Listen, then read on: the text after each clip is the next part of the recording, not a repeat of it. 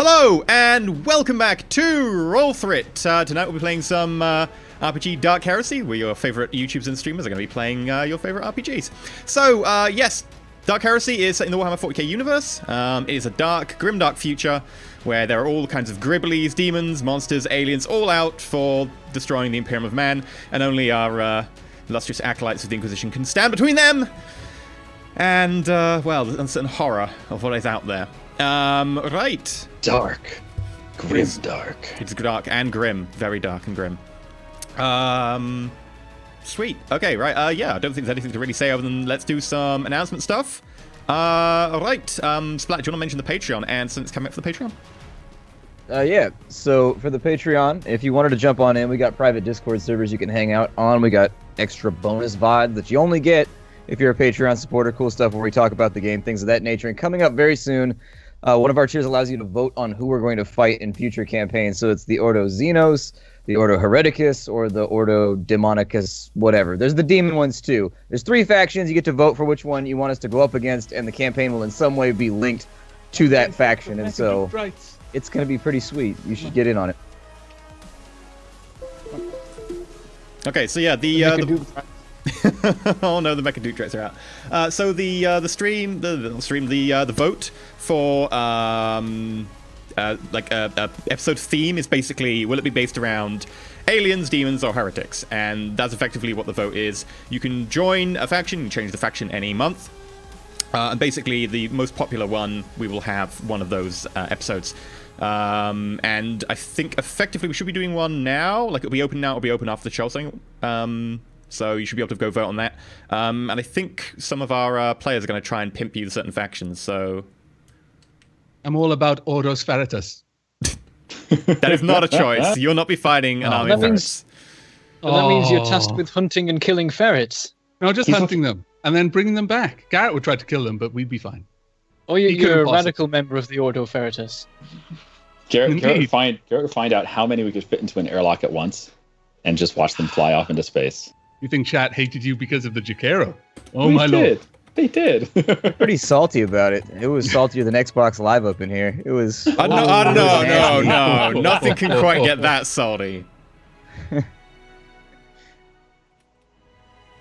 So, who's going to pimp which faction? Oh, I'm all about heretics. Ordo Xenos. Yeah, I'm heretic as shit, so... Brando's got to be Ordo Xenos. The Tyranids, they are a threat to us all. They must be destroyed. They're space roaches. We'll be fine. The real threat is within. The people who are tainting our minds and like putting posters on walls telling you to go against the God Emperor. It's not okay. Or pretending to be the God Emperor. We stab them. Yeah, who would ever do that, Avac? We don't know anyone who would do that. That was a light mistake. It went too far. That wasn't the expected result. A mild bit of heresy. Everyone's allowed a little bit of heresy. By the way, I'm the God Am. Lol. I didn't say that. They said that. You I just went posted along with selfies it. and shit. the natives were there with their little, S7s before the batteries explode, of course. And they're there taking selfies. Is that how you wiped them out? Am. You sent them exploding galaxies. No, we just didn't even shoot them with them. Actually, that explosion we saw from exploding orbit was all of the phones going up way. at the same time. So no one's going to support the Ordo Malus. No anti-demons in here. You can do it. Never had any running with the demons. You're the one with the red shirt on right now. You're the one you're already looking like the devil over there, so you got to support him. Skulls for the Skull Throne. Once all the Xenos are dead, he'll kill the demons. So, yeah, like, if you want them to fight demons, go vote for Ordo Malus, because the demons are the only thing they've ever had real trouble against. Yeah. No. Demons are boring. I was fine. Yeah. Brander's never had trouble with the bolter. Except for Brander getting chopped in half by bolter fire. Yeah, that's true. Yeah, the demons are fine. As long as they're still on a table, you just chop it in half and you're good. Exactly. You know, that guy that took a chainsaw and a stick and almost cut me in half.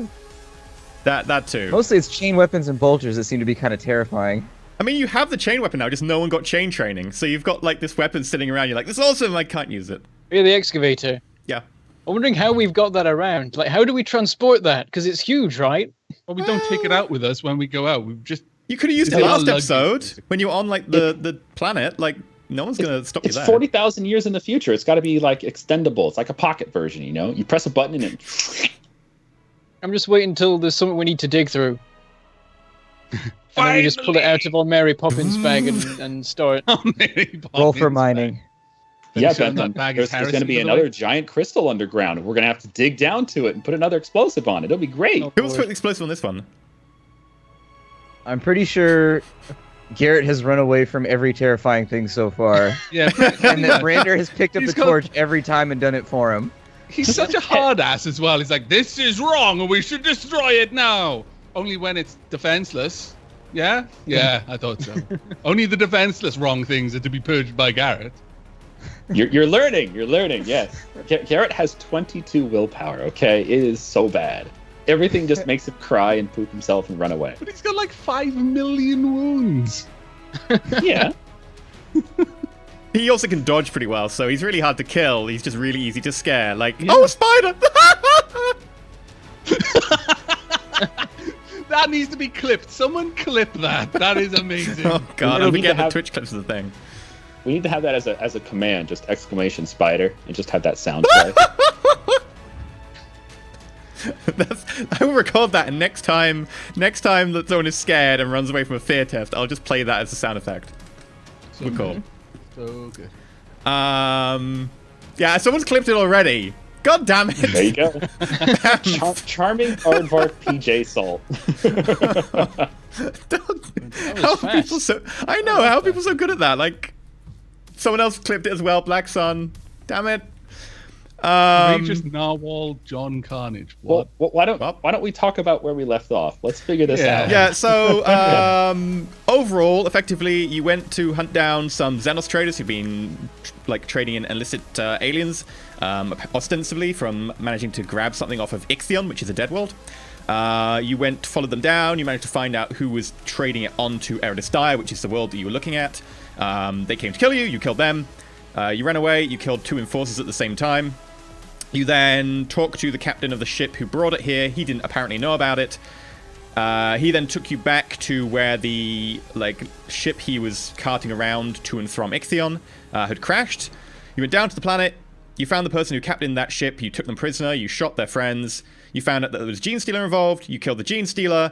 You found out that the village nearby had some sort of psyker there who helped you. And they all revered the god Emp because they had a very backwards feral culture.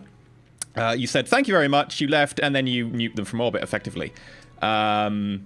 You have managed to kill all the aliens. No mention of the Jukero, sadly, because you met another alien and then murdered him very early on. You managed to get back to orbit. All of that was sorted. You killed all the aliens.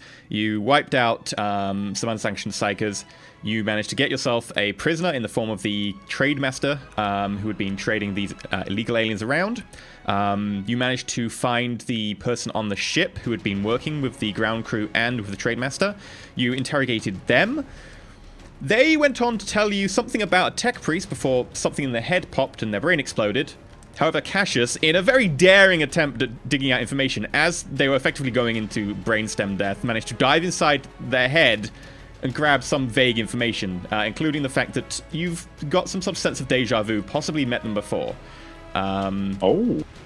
And we come back with you being back aboard the ship, having just pulled in, just having been greeted by Valentine and so forth, having sent your reports in, and what do you want to do? I believe you said you're going to leave Valentine into one of the brigs on the ship, weren't you? Not Valentine, sorry. You're going to take Verdun. Yeah. Valentine into the brig would be significantly more difficult. That would be, yeah, that'd be a different vibe, really. Also, random tail. Take him in. Yeah, so you take Verdun down to the brig and you lock him up. Okay. Assuming that we're more or less all there, just stood outside. What shape is Verdun in right now? Is he conscious? Is he just out of it? Yeah, how much blood has he lost by now? He wasn't bleeding overly, no main arteries or veins have been ripped. He effectively went down to 1 or 2 wounds and then got whacked in the back of the head by a blunt object. He's pretty unconscious right now. He's been unconscious for a little while. He'll probably gain consciousness in the next few hours, according to Carolinus, because Carolinus is an amazing medic. Didn't they cut off his hand? Oh yeah, he lost one hand, but they tourniquet it so that he would survive because you required him to live. It'll be fine. Plus, if anything else had gone wrong, we have a stapler. We could just staple him. Just staple it, yeah. I mean, it's been the running joke so far that all of our medical hand characters to his staples. chest. Staple his hand to his chest. He won't be able to do anything. It's It'll be perfect. fine, yeah. As long as the blood's getting back into the system somehow, it's fine. If you get to the hands and staple them to him, he could do like jazz hands from like right here without actually having to be like. But it'd be like from his chest. No, it's like to be a T-Rex. With everyone outside, I turn to Cassius. We should prepare for interrogation. Again, much a similar affair, though.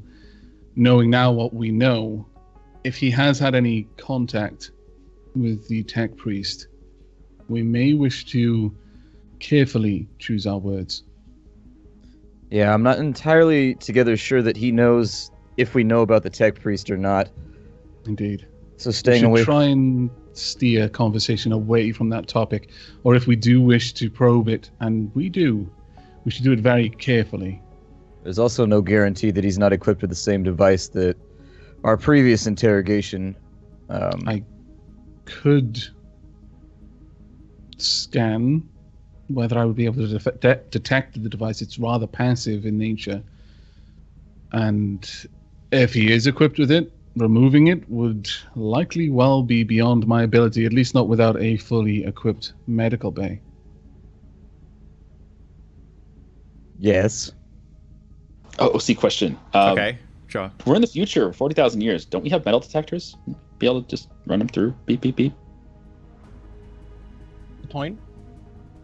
Metal detectors are that heresy. Therefore, might not be busy. metal. If all plans for metal detectors have been lost, then it becomes heresy. Yes. There's a Forge world. This is the best solution to entirely anything. designed- The best solution to anything in high fantasy is like, oh, well, it's heresy now. We're good. Yeah. Fine. Pretty much the entire world was just geared towards the production of metal detectors, but it was lost to the Tyranids. And unfortunately, the technology long forgotten. No. On the other side, Tyranids absorbed the metal detect technology, and now you get them at all the airports. There's like Hormigant sitting there going, beep, beep, beep. Basically, They've Caroline is... You know from looking at the last one, a lot of it was composed of ceramics and certain polymers. There are some bits of metal from the shrapnel you recovered. You can't really tell very much because it was literally little bits. But there was some metal element to it, but it was very minor. Would I be able to try and detect any scarring or any hints of this device having been implanted? Because it would have to have gone through some way. I mean, you did a very cursory inspection, only a very cursory inspection of the last guy you captured, and you didn't spot anything there, but you weren't looking specifically for it. So feel free to like strip Verdun down and like do a proper full survey of him, like scan him and everything if you want. In fact, I would strongly recommend that he be stripped down to nothing and just have his arms bound as just a precaution, as a matter of course. Being our prisoner. As you dump him in the cell, you notice that this cell is basically a metal cube, about 3 meters by 3 meters by 3 meters. It's literally just a metal cube with a grate at the top with a light shining down from it. And in the middle of the floor is bolted to the floor, like literally bolted, a metal chair. This chair also has manacles attached to the chair behind the back for putting their arms in. The feet also bolted to the ground using a chain and some manacles there as well. And it looks like there are assorted little bits of metal and like leather straps that have been designed for holding people's head, like if you want to hold his head back on the chair or whatever. It looks like a pretty thorough interrogation chamber. It looks like it hasn't been used in a while as well. And this is on a trader ship. Oh yeah, we're just trading in goods. Don't look in there. It does look like the stuff hasn't been fine. used in a while. Like there is a certain patina of dust on certain things, and some things that like the chains and stuff have started to maybe rust in a few places. Looking over it, it'll do to hold him, I suppose. And then I get to taking off his clothes, just searching him, making sure there's no kill devices, checking teeth, that sort of thing, making sure there's no monofilament wires hidden in his hair, anything he might have taken along for just such an occasion. You know, people can be paranoid when they're doing bad Make a things. Medicaid test. With the bonuses from your Auspex. With the bonuses from my Auspex, okay. Yeah, not from the medical mechadendrite, because that helps you do medicine. This is more scanning and using your knowledge of medicine. But the medical, the Auspex would help you do this, because it allows you to scan. Okay. 71. Target 92. That's a nice target. Yeah, 3 degrees of success. You can scan, and as far as you can tell, there doesn't seem to be any sort of wounds or incisions on the head or neck where you'd expect someone to plant a device like that. As far as you can tell, there aren't any implants within the head or neck area. There is a implant in his abdominal area. It looks like there's some sort of flesh covering a flap, and it looks like there's been space made inside the left side of his abdomen. And on inspection, you can see that there is a little bit of flesh. When you push against it, it feels like it's not as... It doesn't push back like there is internal organs in that area. It feels more like there's a little gap there. Okay. There's some sort of cavity, some sort of storage device. Okay. Yeah. Does he have any other cybernetics? Any other augmentations at all? No. He has a ceramic knee, which looks like it's to heal an old injury, but it's not even a cybernetic. Right, so having done this relatively thorough investigation, I've got him out of his clothes. Can we say that I've put him in the chair, if for no other reason than just have somewhere to put him, and I've attached the manacles and all that sort of thing. For the time being, I imagine there's something around here as a blindfold. Mm-hmm. I've got his head braced and the blindfold on. Sure. Turning to Cassius, there appears to be, from what I can tell, some sort of storage area in his abdomen. That is all I can find as far as any augmentation. I certainly can't find any indication that he has a similar device implanted in his head, but it could have been introduced through any number of means that would be much more difficult to detect. Do you have time to open the cavity and see what it contains before he awakes? Your scan indicates that the cavity has 2 small, long metal objects. About yay long and about yay long. I pass this information on. Of course, I could open him up. It would be a relatively minor surgery. It might not even hurt him if he doesn't wake up. I could make it hurt him, but... Might be worth that's investigating. optional. We're not entirely sure what he's smuggling in there. Also, it might do well to speak with Julius and see if maybe they have better medical facilities on board to be used, just in case we wanted to do more in-depth scanning. And this place is fairly lavish. It would seem to me that he wouldn't have spared any expense on the medical quarters either. Agreed. At that point, I turn back. My Medicaid mechadendrite starts revving up the chain scalpel, and I literally go in to open up this small compartment. I'm fairly careful as I'm trying to do it, though. Sure. Should I roll Medicaid? No, because this cavity has actually been designed with the sole purpose of you would actually have to cut through the skin to be able to get into it. That said, the skin covering it actually turns out to be very thin. Behind it, there's a small layer of what turns out to be some sort of gel-like plastic, which cuts easily. And you get into what is a very small, like maybe 10, 15 centimeters long by a couple of centimeters high cavity.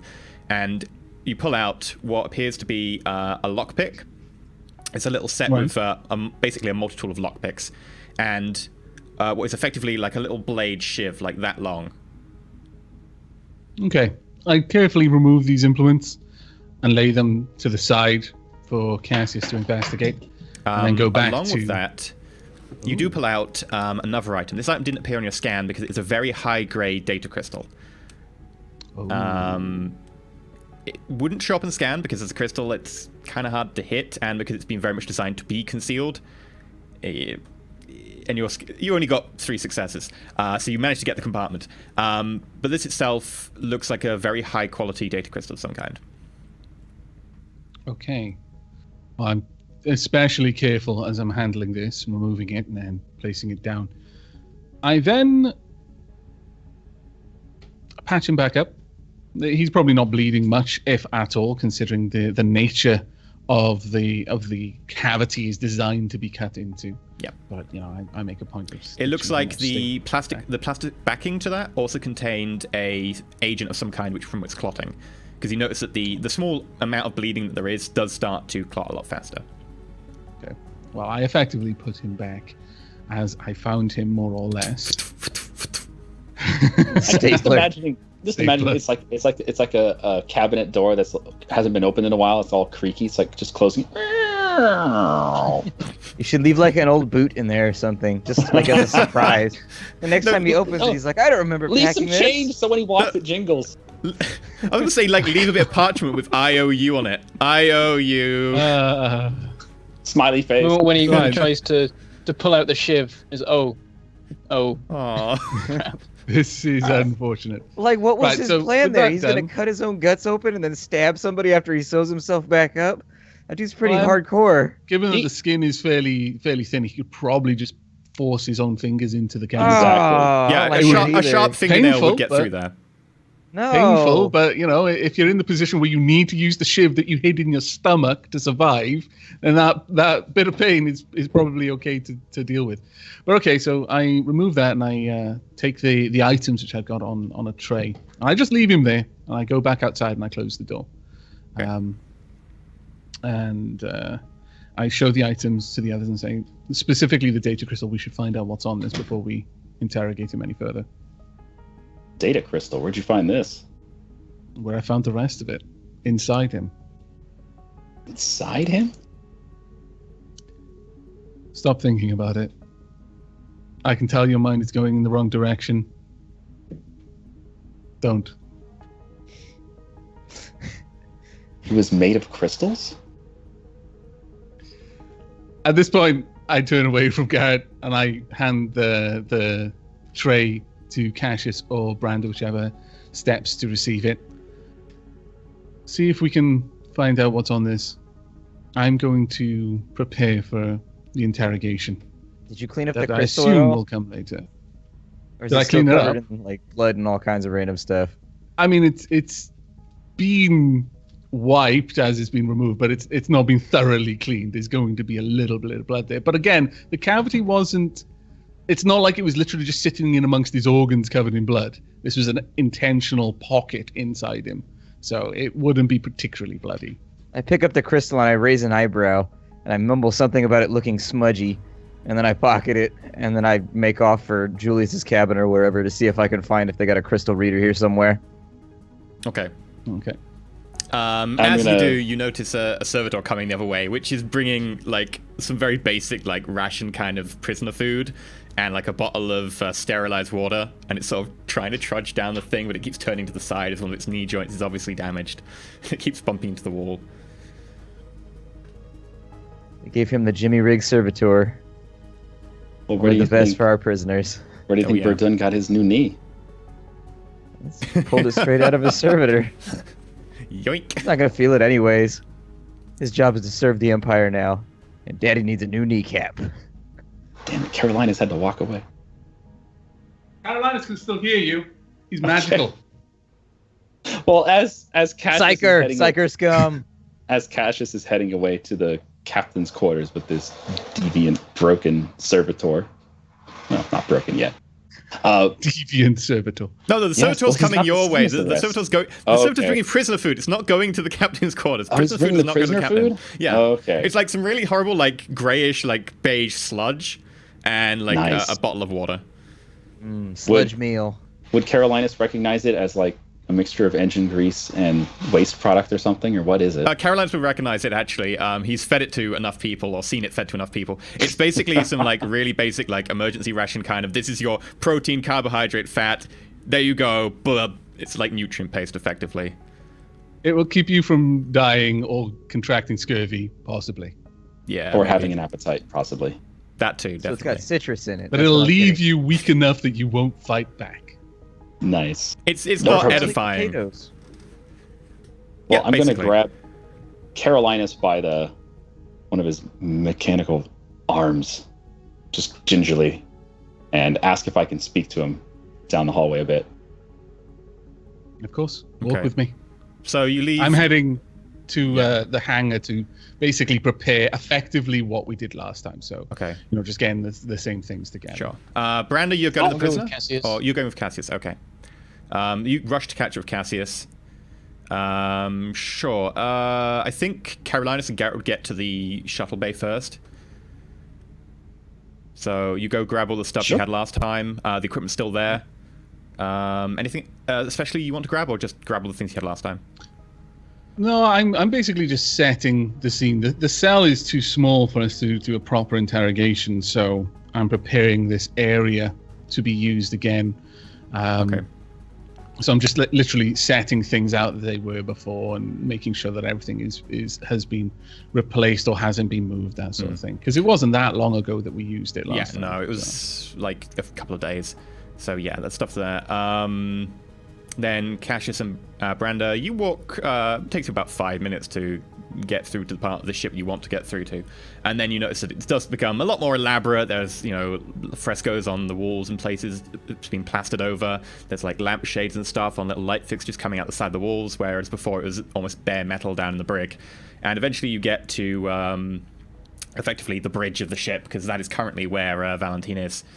And you step onto the bridge, and you notice that a lot of the deck crew themselves are servitors. It looks like the navigator and the astropath are both servitors as well, looking around. But you do notice that there's about 2 human crew in addition to Executive Officer Lasari and Captain Valentine. Captain Valentine, seeing you coming through the door. Cassius, Brander, what can I do for you?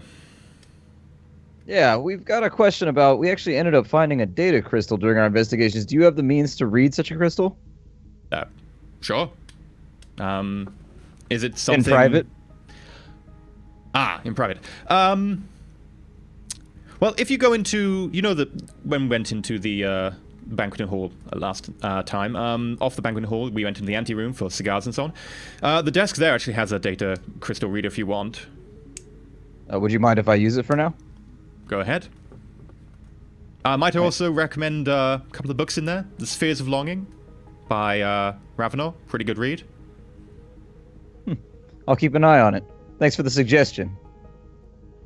He gets back to work. You notice that Lasari is watching you leave as you turn around. I turn around looking at Lasar and I say, I don't suppose you'd like some evening viewing? And flash a smile. I'm glad you were back from the planet. It looks for a moment like you might get shot down. When she turns around. I look at Brander and I raise an eyebrow. That's the best I've gotten so far. She said I didn't die. It's progress. From Lasari, that's almost a compliment. Hey, you didn't die. You may also make a charm Brander. test. Yay! Oh, Brander, you're losing your edge. Charm at -40 or what? I will take into account the degree of success. I'm not even trying. That's what's so great about it. You were Fail. beating him without even trying. I'm gonna edge it to auto pass with 5. Brander I'm has just to- making a conversation edge about the that. Navy days. All Brander has to do is smile. It's the important stuff, EE. It's the important Wow. stuff. When We're you gonna get to a point die where it's later like- on because you don't want to put an edge Yeah. to reroll something, I am gonna die young and loveless. I need to make this work. so that you'll die point even is always- younger and still loveless, probably. Okay. It's gonna be alright. fine. This eventually, this is gonna add up, and she's gonna love me. I need to know, out of character here, what happens if he rolls a 99 or 100 on a charm test? Hit you forever, I guess. He turns around, he walks into a servitor and falls over on his ass like a little Charlie Chaplin comic moment. Yeah, it's Full like where you slapstick. turn to hit her with the pickup line, and then accidentally just a fart squeaks out, and you're just like, well, shit. There goes that strategy. It's not like I'm a little guessing that fart, our like a proper fates- long, drawn out moment. You're in the Guessing friend that zone on- forever. It's poop jokes for the rest of your days. Oh man. This Okay. is the person that is saving the Empire from heretic scum, by the way, everyone. Just remember this. Just remember it. Vote Zeno. What kind of hero doesn't take the proper time for a little bit of seduction? We've read enough fantasy books to know that every Look, now and this- again you got to take a little break. You got to look after yourself. This isn't rough Crusader and Kings lonely 2. out here. You can't just change your life focus at a whim. You can't get 15% fertility bonus with a seduction focus and then go back to the war focus and get your plus 10 martial. You can't do that. This is gotta imperative. You stick need to be with on one. war focus all the time. But yeah, you head over to the little library, coffee, sort of cigar room off the side of the banqueting hall. I can't believe our psychiatrist did that. So our fate hasn't. I can't believe it. Input. Biological imperatives, Avic. Biological imperatives. Your fate won't important. have come back since last I episode just- because you've literally like not had any time. Like there's been like a few hours since you got Max. My balls I would was gonna never say- forgive me if I didn't at least try. I'm just Okay. imagining that Cassius is the kind of character, at least on his home planet, when he gets laid, as he's finishing, he's like, "For the Empire." And then you fist bump all your friends afterwards and tell the story. Oh Fist dear. bump. Oh Fist dear. bump. Fist bump. So you head back to So the after cigar the room. altercation- Turning to Lonely like, Island. Brando Let's rolls get his over the eyes. roleplay. The Lonely Island songs can wait. Lasari, After the Lasari, when you roll your eyes, Lasari raises her eyebrow at you and sort of gives you a sort of, yeah. Ah! It's working. And slowly but as we surely. leave, I make a short salute. She nods. Like waves against the mountain. Waves against the mountain. So yeah, you head back to the cigar room. You get in. There's a sort of deep carpet, big bookcases at the side, and there's a big oak desk off to one side in there as well. Okay. I go to look for the book that you mentioned. Sure, you find it in a couple of minutes. The Spheres of Longing by Ravenor. It's a pretty nice volume, clad in a sort of vaguely smoky black sort of leather. I'm gonna thumb through it. It's a collection of treatises and writings by Inquisitor Ravenor from, I think it's about 2 centuries old by this stage, and it's quite widely believed to be one of the more important books on sort of summaries of treaties and imperial sort of thought by quite a respected figure. Okay. Is there anything concealed inside of the book? I'm trying to determine if basically he was just making conversation or if he's trying to pass something along. Is there anything interesting about the book that I could take note of? Does it have his room key on page 69, Make a for scrutiny example? check. Oh man, I don't have scrutinating. Oh man, sucks. Brander, you came with me, right? Do you have scrutiny? I don't think so. Wait a minute. We are tools of the Inquisition, and you don't have scrutiny? Oh, How I are you do have supposed to know scrutiny. what's a heretic and what's not a heretic? Well, no, some of you are I'm tools of the Inquisition, and some of you are just tools. Instinct. 77 when you wanted a 25. Yeah. Yeah. It looks like a nice Oh, book. how good it would be if you could use fate for that all of a sudden. But, oh, man. It doesn't. I My do have skill doesn't scrutiny. work. Okay, so I pass it off to Brander and I say, there must have been some reason that Julius brought this up in conversation unaided. See if there's anything in there that catches your fancy. I don't know. It's a large volume, and frankly, I don't have the attention span for it right now. And I start digging around in my cloak for the crystal so that I can plug it into the desk. Okay. Oh, okay, and have a flick through. And 30 thought, miss target by 31. 3. It looks like an interesting book. There's a few passages that seem more relevant to having to do, hard things. It's the greater good of, people, but however, not giving up on certain aspects of imperial life. You don't want to just sort of give everything over to suspicion all the time, but at the same time, sort of the safety. And you get the feeling that it is written by a sort of vaguely more liberal Inquisitor, but it looks like a good read. Cassius, you get the data crystal out and you find the place in the desk for it. I'm imagining that like the book has a full-on gun hidden in it, and I've just not noticed. Flick through. Damn these dice! It's got scrawled in the front page, like, to my dearest Julius, signed Corn. Yeah. Yeah, and in the inside the little pocket in the book with the gun has a little note that says, "Shoot your friend or you all die." And flashing LEDs. Man, this passage. Philosophy. Also, by the way, I hate you, Shen, because all I've had going through my head since you said is, "For the Empire!" That's just... That mental image is burned into my memory now. And everyone that Cassius ever slept with. If they have to suffer, you have to suffer. So, Cassius. I plug in the crystal and I activate it to see what's going on with it. Okay, so as you do so, little bits of the desk at the edges swivel over, and you notice hemispherical, sort of bluish, silvery orbs appear, and then there's a slight flicker around them of electricity, and over the top of the desk, a hologram appears. And from what you can tell, it appears to be a glowing cursor in effectively a text box. Parts of the desk flip over and you notice a big keyboard appear, along with a glowing icon which seems to indicate that there is voice recognition enabled. It appears to be asking for a password. I don't make any sound. Instead, realizing this, I kind of just I deactivate it. I turn it back off and I retrieve the crystal. Okay. I looked at Brander and I say it's encrypted, or at least it's protected by a password, and it's using some kind of vocal recognition. I was worried that if I said anything, it might have an auto self-delete or something of that kind. This would definitely be something that we'd want to pass off to Carolinus, though, and I think he'll have to give it a look. It might be worth bringing up in our investigation and our interrogation of Verdun as well. I'd suggest we head back to the prison, I guess.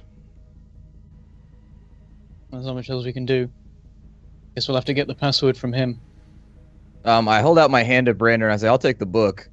I'm going to bring it with me and see if anyone else can make head or tails of why he would have brought it up. He might just have thought it was a good book. I'd hand it to him. It's distinctly possible, but I don't think I would be a good member of the Inquisition if I didn't look further into this. Brander, you do notice, by the way, for your degrees of success, for your only 1 degree of failure on the scrutiny test, it is a first edition. I'll mention this. It could be rare, valuable. First edition. Well, in that case, shouldn't really carry a treasure like that down to an interrogation room with me. What with all the splatter and everything else is bound to happen once Carolinus gets working. I slide it back onto the shelf and make my way towards the interrogation room. Okay. You sort of vaguely bump into Carolinus and Garrett in the corridor on the way back. You both took about vaguely the same amount of time. Carolinus and Garrett needing to pick up all the equipment they have. Your conversation is not taking particularly long. And as you head back towards the cell, you see ever so slight wisps of smoke coming out from the cell. And a sort of smell of burnt plastic and ever so burnt flesh. I'll start running.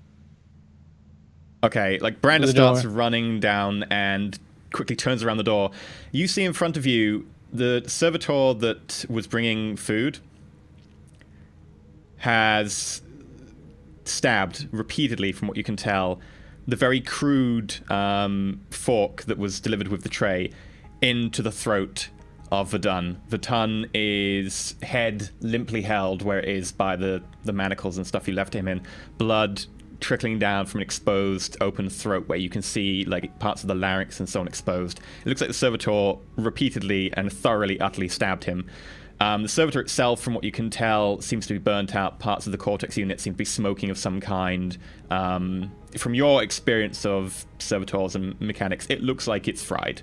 But you don't have any particular knowledge of the actual workings or anything beyond that. It doesn't seem to be reacting, and its limbs seem to be held limp at its side. Well, shit.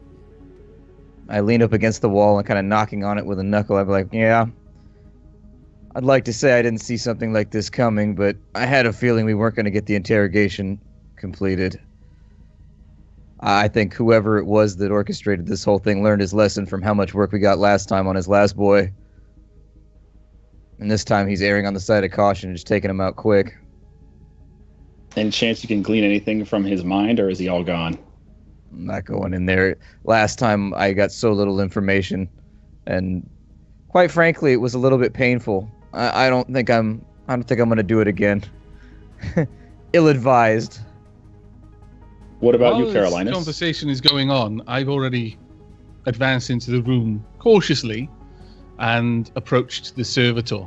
I'd like to examine the servitor. Specifically, I would like to examine the damaged components for any indication as to why the servitor burnt out. I have a suspicion, but I'd like to confirm it. Yeah, make a tech use test. And I'm going to head over to the wonderful dead body of our prisoner, and I'm going to start poking him around the neck where it's been stabbed. How bad is it stabbed anyway? Pretty badly. Like, put it this way. A servitor has a very high strength, because it's got unnatural strength. It also doesn't seem to stop when it's given a task that no one's told it to stop from. you notice that the fork that the Servitor allegedly apparently used, all the prongs are either bent or broken off. The fork itself is jammed and stuck in part of the spinal cord at the back. I'm I guess he's grabbing on completely that. dead. I'm grabbing that fork and I'm trying to kind of wiggle it around and trying to pull it out. Can I get it out? You managed to wiggle it out and pull it out.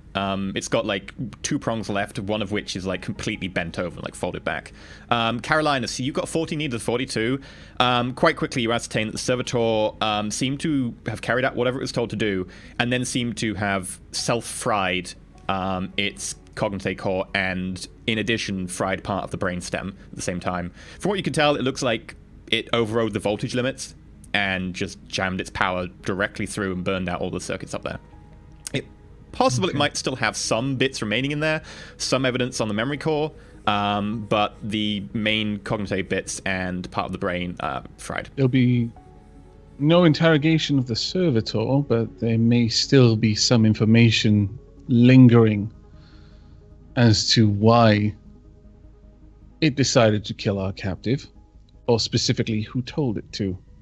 Is there any Servitors surveillance or not being monitoring? known for taking actions upon themselves. Is there any sort of monitoring or central database for what the servitors view at any given time? Do they report that back to anywhere? Not particularly. Not generally. Most servitors don't. And quite quickly, Caroline is having done some look at these servitors and has, on the voyage here, has ascertained that they have they relay information in terms of a record to part of the ship, but they don't pick up any information, and they don't do any particularly they don't record footage or whatever, other than maybe directly on their own memory cores. I'm going to need to thoroughly investigate this Servitor. I'll need to take it apart. I'll also need to speak with the... actually, Cassius, perhaps you could speak with the captain on where he procured these servitors and from whom. Though I have a suspicion I already know the answer to that. Obviously. Would one of the resident tech priests be in charge of handling these servitors? I haven't seen very many tech priests on the ship so far. Yeah, you were introduced to 2 of them. The 2 of them are very junior, and they're mostly in charge of ship functions. You haven't seen or heard of them doing anything with the servitors, as far as you can tell. I produced the crystal. It will be worth speaking with them, obviously. But yes, Cassius, what? I produced the crystal and I hold it out to Carolinas. Unfortunately, it's vocally protected. When we turned it on, it was looking for a password, which was supposed to come from, I assume, an individual voice, probably Verdun's, or somebody in association with him. I didn't say anything, and I just turned it back off because I was worried it might have some self-deleting capability or auto-destruct if the wrong person tried to talk their way in, but I figured you should be appraised. I hold it out for him to take it. Thank you. Well, this seems that our leads are rapidly burning up. I will Literally. speak with the tech priests, though I suspect it will not yield any useful information. I do not believe either of them would have their natural duties in repairing or maintaining the servitors, but the servitors we've seen so far are of a particularly good make. This one, not quite so. Is there any Has it been other done remotely? differences with this one over the other servitors that I've seen on the ship? It seems to be a sort of similar grade in terms of a lot of the prosthetics and stuff are very good quality. It doesn't have the same ornamentation, partly because it doesn't operate in the same area of the ship. Its ornamentation is almost non-existent, although they are high-grade bionics and stuff. It still looks better than most servitors. In terms of differences, other than the fact that one of its legs seem to be slightly malfunctioning, nothing particularly of note.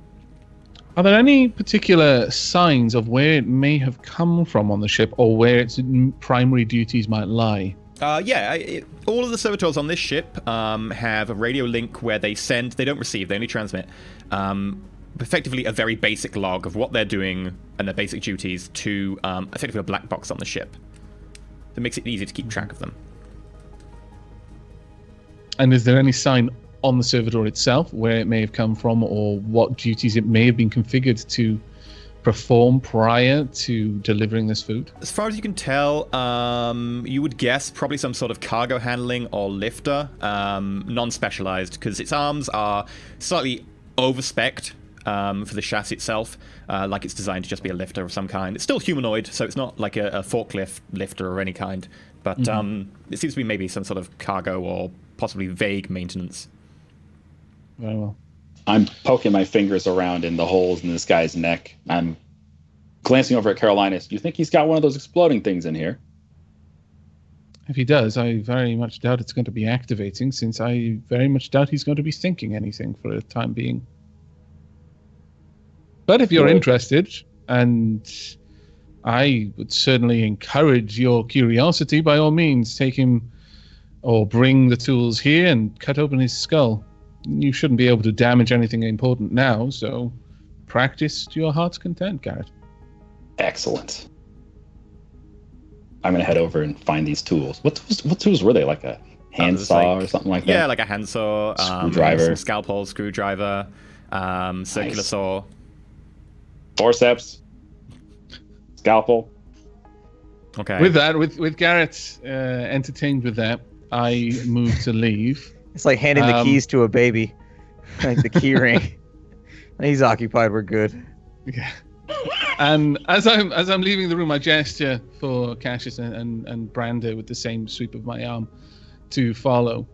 So tell me, what did you find? You said that the crystal gave you some indication that it was waiting for a verbal password.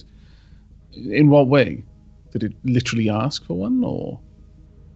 Yeah, I mean, we can go to the office right now and you can see for yourself. It just gives you a blinking cursor on the holographic display, and ultimately it seems like it's waiting for some sort of verbal feedback before it opens whatever's inside of it. Very well. And perhaps we could speak with the captain once again. If he has had any dealings with this individual, it may be possible that some of the ship's security systems will have recorded a conversation here or there. Enough, perhaps, that we might be able to reconstruct some sentence or phrase, should we be able to discover which it is waiting for. Sounds good to me. Okay, so you head to the bridge, leaving Garrett to poke around in the cerebrum of the late Captain Verdun. Branda? I'll be going with them. I was torn between like keeping an eye on Garrett so he doesn't like cut his hand off or anything, but it'll be fine. I've already got a saw just deep right in this guy's forehead. I'm finding the bone a little bit hard. Yeah, it's going really well. Right, so as you head to the bridge, Garrett, do you want to make a Medicaid check? Sure, I'm going to fail it, but okay. Technically, it is a corpse, so you will get like a plus 30 because you don't need to worry about keeping him alive. Like, he is just dead. So... Roll to cut open head. Now with this Roll to not drop brain on floor. There's 3 different kinds of Medicaid. There's intelligence, perception, and what's the other one? Agility? Yeah, you're agility. looking for something. Okay, it would just be a Medicaid test, plus 20 perception. Then, because you're not like risking killing someone. It's not intelligence. You're just like, opening him up and looking digging around. about in the head. Yeah, pretty much. Throwing bits over your shoulder. 93. Accidentally. You accidentally cut the whole head off. Like you get a little bit too close to like the abdomen when you're going down into the abdomen, and you slip and you cut open like the guts and the stomach, and then this smell just pours out along with whatever he last ate, and it all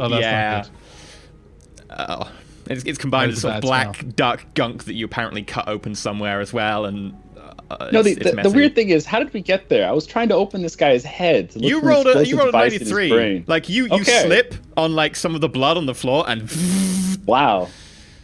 Okay. Pretty gross. Okay, I'm gonna get back up and I'm gonna try again. You don't fall off a horse and just cry. I'm gonna keep digging in this guy's face. The pelvis bone is connected. You can roll again. That's what I imagine is going through his head right now. Plus 10 for remembering the bone song and singing it while you saw. See, that's why Carolinus gets paid the big bucks. 88. Yep. Man. This time, like, you just accidentally, like, don't notice how far you're going, and you shear off, like, the entire side of his head, and it just punk, punk, punk to the ground. You go a bit too far into it. Dad. But do I see anything in there? Do I see any device in there? Like, how deep was the other one? Like, yeah, do see you anything in there? like just continue like scooping around. Like you actually like get out like the spoon that was on the tray, and you just start scooping out some brain. Are there like brain seeds in there? Can I plant one? You don't have any seeds, otherwise you could. But you dig through the brain like just a guy with like a pot of jelly, and you're like, yeah, look through here. Appears to be mostly brain from what you can tell. Not getting to satisfy his curiosity on what brain feels like.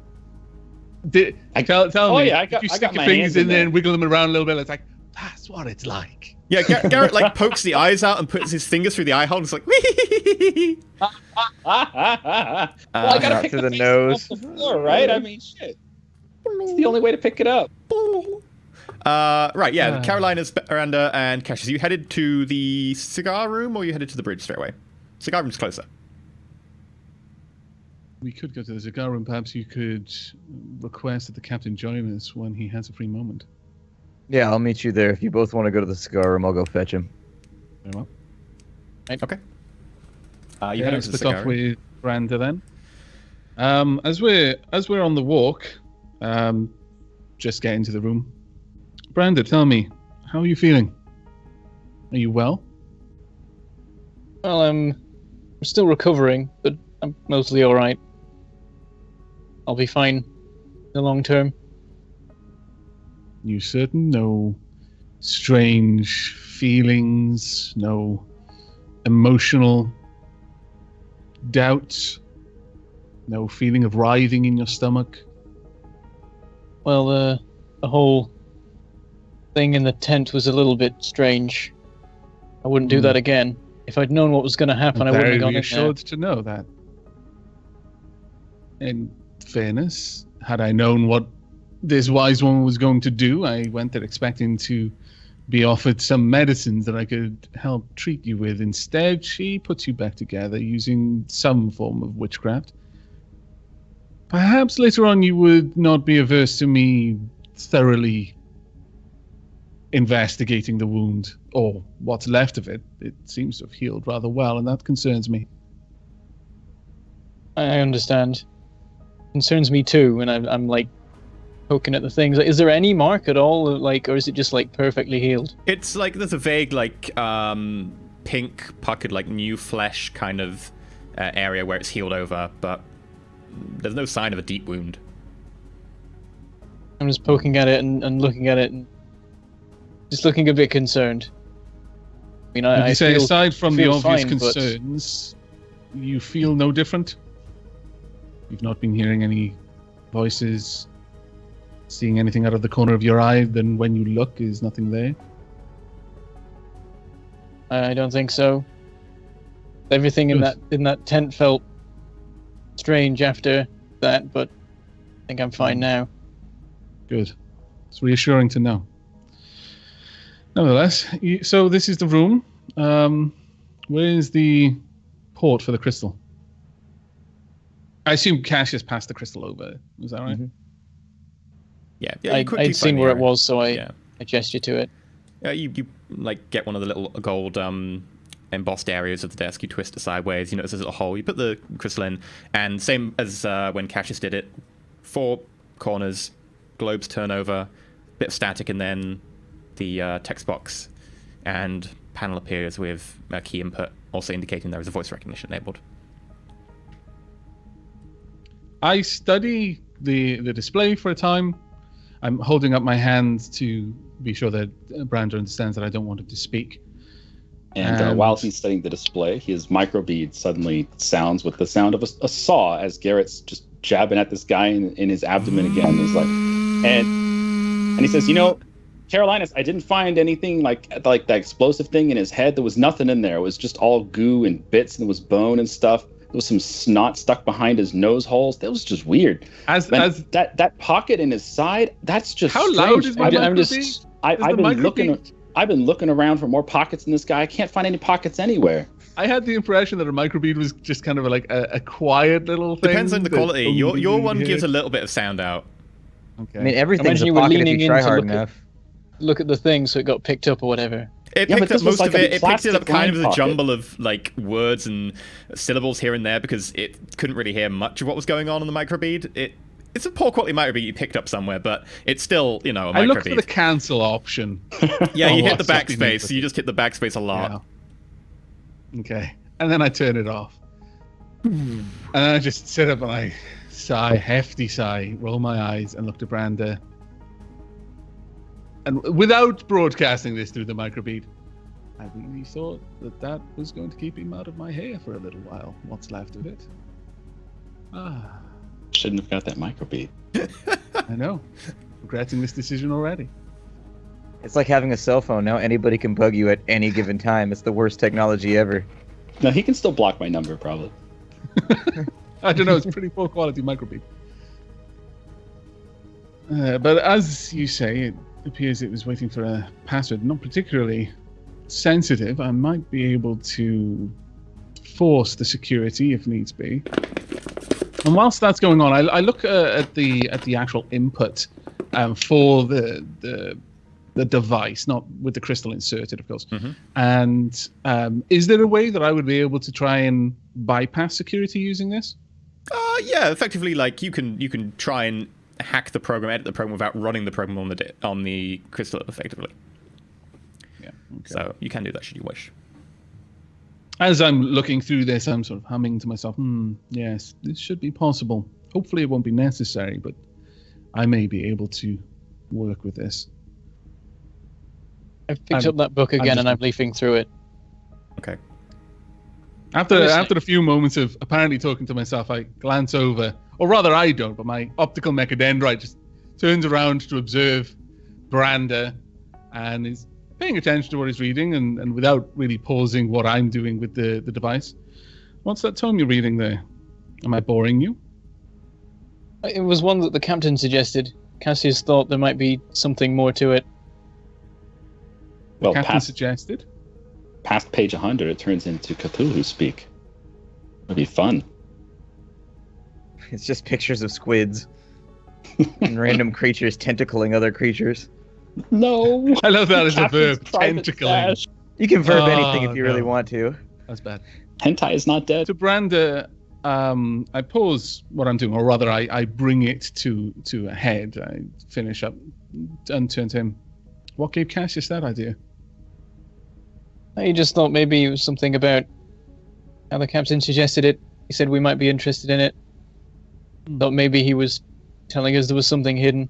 Only thing I can tell is that it seems to be a fairly valuable one. It also seems relevant to our work. Would you mind? Hand I it over. hold out my hand. Okay. I start paging through it, but whilst I'm going, I ask, so what is it about? I'm basically just trying to speed up my own inquiry by getting Brandon to fill in the blanks so I don't have to invent the wheel. Written by an inquisitor, I believe. About general... It is the practice, I think. Can I scrutiny the book? You may indeed. Okay. Let's get a bonus for using his mechadendrite. That's true. You could auspex the book. I think the aspect is more to find things that I wouldn't be able to pick up with my senses. I mean, if the book is transmitting like on radio frequencies or something, to be fair, maybe I will. You use I'll ground auspex it penetrating first. radar No, that's on fine. the book. Yeah. Yes. Hey, I will don't auspex cry the to book me. first. Don't cry to me when there's a crack grenade in there somewhere and we didn't find it. Okay. Oh, no, that's I was just trying to help. fair. Completely fair. I will auspex the book. We'll see. 81. No. 81 versus 42. I find nothing. Wait, was I that didn't a expect tech that. use or a scrutiny? Yeah, that was a tech use. I was auspexing the book. You're all expecting the book. Yeah. Funnily enough, it's made of parchment, and the hide seems to be some sort of nice See? leather. We're all taking the piss, but if that roll had been correct, I would have found out all kinds of crazy stuff. And we You all found know it was human We'll all- leather. Yeah. The jar of blood all over again. Now People's, it's but now- still human leather, but you just don't notice. It's fine. I will actually scrutiny the book. 75. For God's But sake. since scrutiny is a perception roll, I can re-roll it. You can for this one, yeah. Hopefully. What I get? 57. 57. So close. No. So close. Yeah, it appears to be a good quality book. Has a See, nice the thing is, the sleeve. book was just a ruse by the GM just to make us stare at a book for 20 minutes of the episode. Exactly. Like, what is this? I There's think nothing it was in the just- book. I think it was just fluff text that we read into Yeah. too much. So you read into But then me the offering you a Servitor book He to was I read. just thought flashing was- his wealth. Yeah, That's you all. picked into that, but you didn't pick into a servitor going to deliver some guy food. Like, you know, I understand. So We're not Cash- playing Shadowrun anymore. I've let my guard down. I assume that anything that's on our side is on our side now. Man, you can't trust anything. Which is good, because it makes for fun scenes like this, where we were going to have an interrogation. Now we're Like, on the not. opposite end with Shadowrun, you ended up with situations for like an hour we would just discuss, like, are we being betrayed? I don't know. What should we do? Nobody knows what we should do because everyone's betraying Shadowrun, you're everyone. always being betrayed. Ugh. You just don't know by who. Yeah, so while you're doing that, Cassius, you get to the bridge. They're still standing there. And Lasari looks around. Back again? Yes. Can I invite you to the cigar room? There's actually something you should be privy to there, and we wanted to ask if perhaps you had someone on deck that could help us with it. But unfortunately, it's a conversation for private. I'm just going to OC this one. Can I just Sure. check if Splat understands he's talking to Lasari and not the captain? Oh, I'm sorry. Yeah. No, I must have missed that. We're talking to Lasari. My bad. I was like, I mean, to be fair, Splat, you are role-playing this pretty well. It's like, Do you want to join me in the cigar room? but there's an opportunity. Oh, yeah. It's I'm like, talking to oh, Lasari. man. What did she say? I'm sorry. Like we've got That's a my horny bad. dog on our team. It's like, I'm the face. If you've help? got social skills, you've got to use them for evil gain. For your wiener. For the sake of your wiener. Is that a hashtag now? Yeah, think of the wiener. Just don't leave him there by himself. You got to work on his behalf. You've got the skills. We can make it happen. Hashtag blame Splat's wiener. yeah, That's the subtext of the book of my life. oh god. Next episode, we get them to look at that book of for another 20 minutes of an episode. They'll auspex and everything. That's the other book. Yeah, but the problem is you need to auspex it because you can't find it otherwise. So, Cassius, you turn around. Sorry, Lasari turns around to look at you. I can't believe no one else responded to that. That was so harsh. The entire chat is like, think of the wiener now. Think of the wiener. Yeah, Lasari looks around, looks at you, and goes, "Back again." Yes. Have you seen the captain? That, sure, he is just down below. And she leans over the front of the, because it's effectively a two-tier bridge system. The front of the bridge is like another 1.5 meters down, slightly set lower, whereas the back half is so that the captain can look around all the stations and stuff. And she leans over and she shouts, "Captain, one of the inquisitorial whelps wants you." And he quickly runs up the steps, a little jog, springs to attention, and goes, "Oh, hello there, Cassius. Sorry, did you want something again? Have you broken your prison yes. already?" The prisoner, well, we'll discuss it, but we need to talk in the cigar room. About the prisoner, in fact. Sure. Sorry, you've got things here, haven't you? I'm pretty sure I can keep a ship in orbit. Excellent. Right, lead away. As we go through the doorway, I say, she says well, but I'm pretty sure she means love of my life, but we're working on it. It's a work in progress. She has broken many hearts. Just be careful there, Cassius.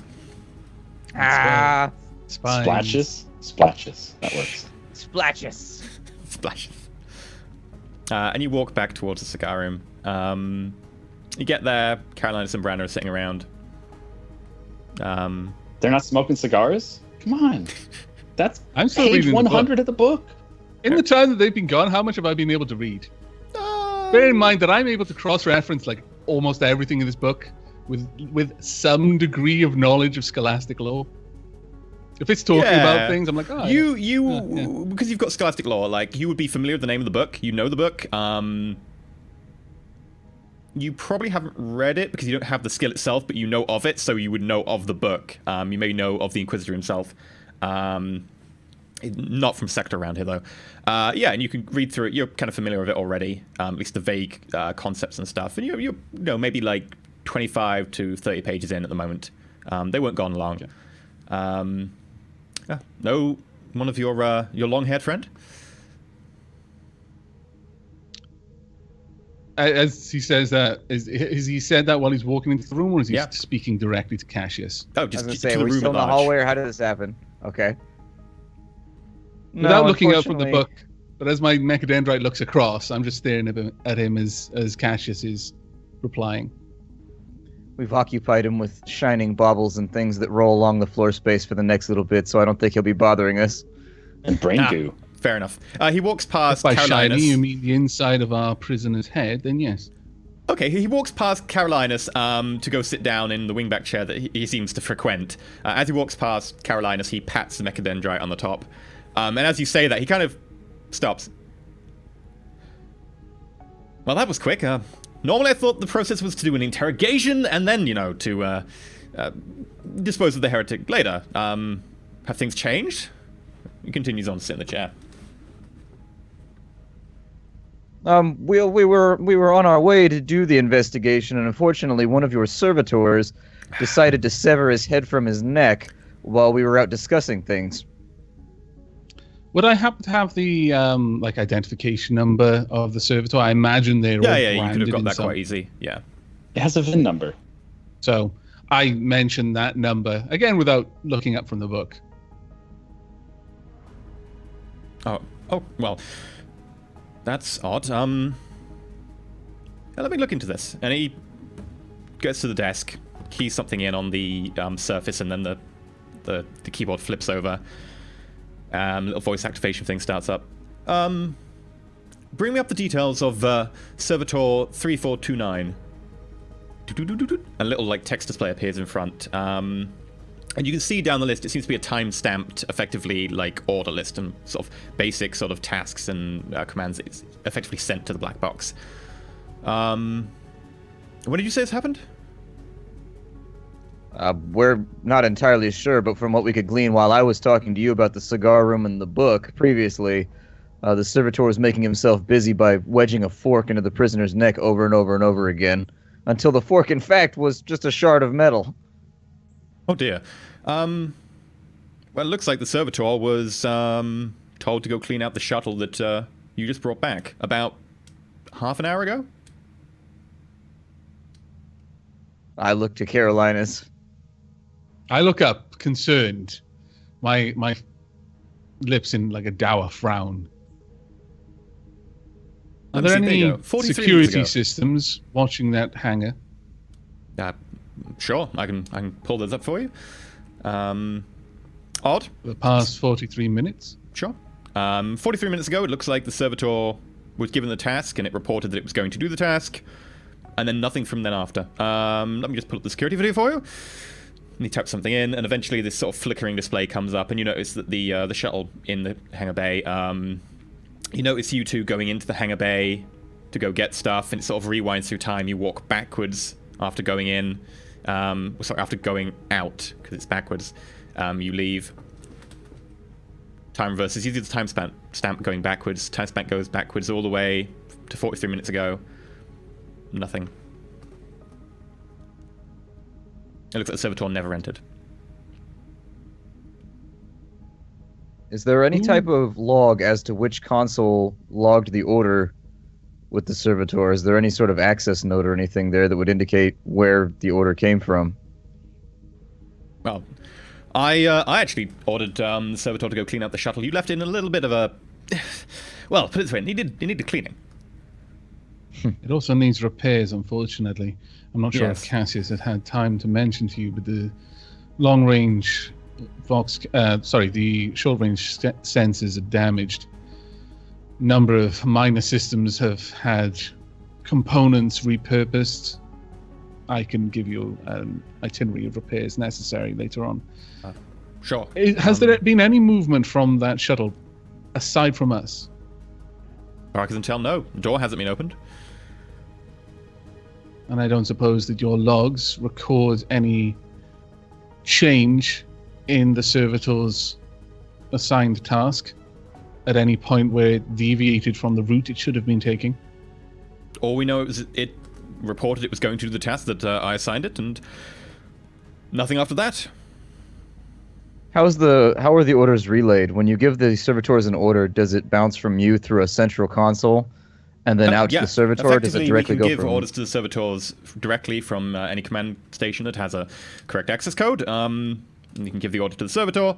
And then, of course, the Servitor goes to do the orders and carries out certain things, and it will log occasion of the black box orders every now and again. I would have actually expected something from it saying it had managed to get the shuttle, and it was engaged in cleaning. But it doesn't look like it ever went there. No, instead it went to our prisoner, murdered him, and then effectively committed suicide. Well, if you want to go down to the Servitor shop and take apart the Servitor and have a look inside, see if there's any programs running in there, well, feel free. That would be appreciated, I say, as I close the book carefully, given that it's a very old book, first edition, and then I carefully slide it back onto the shelf where there's a conspicuous gap. Okay. And as I'm doing so, I must confess this is a rather valuable piece of literature you have here. Not that I would expect anything else. Yes, it's got sentimental value.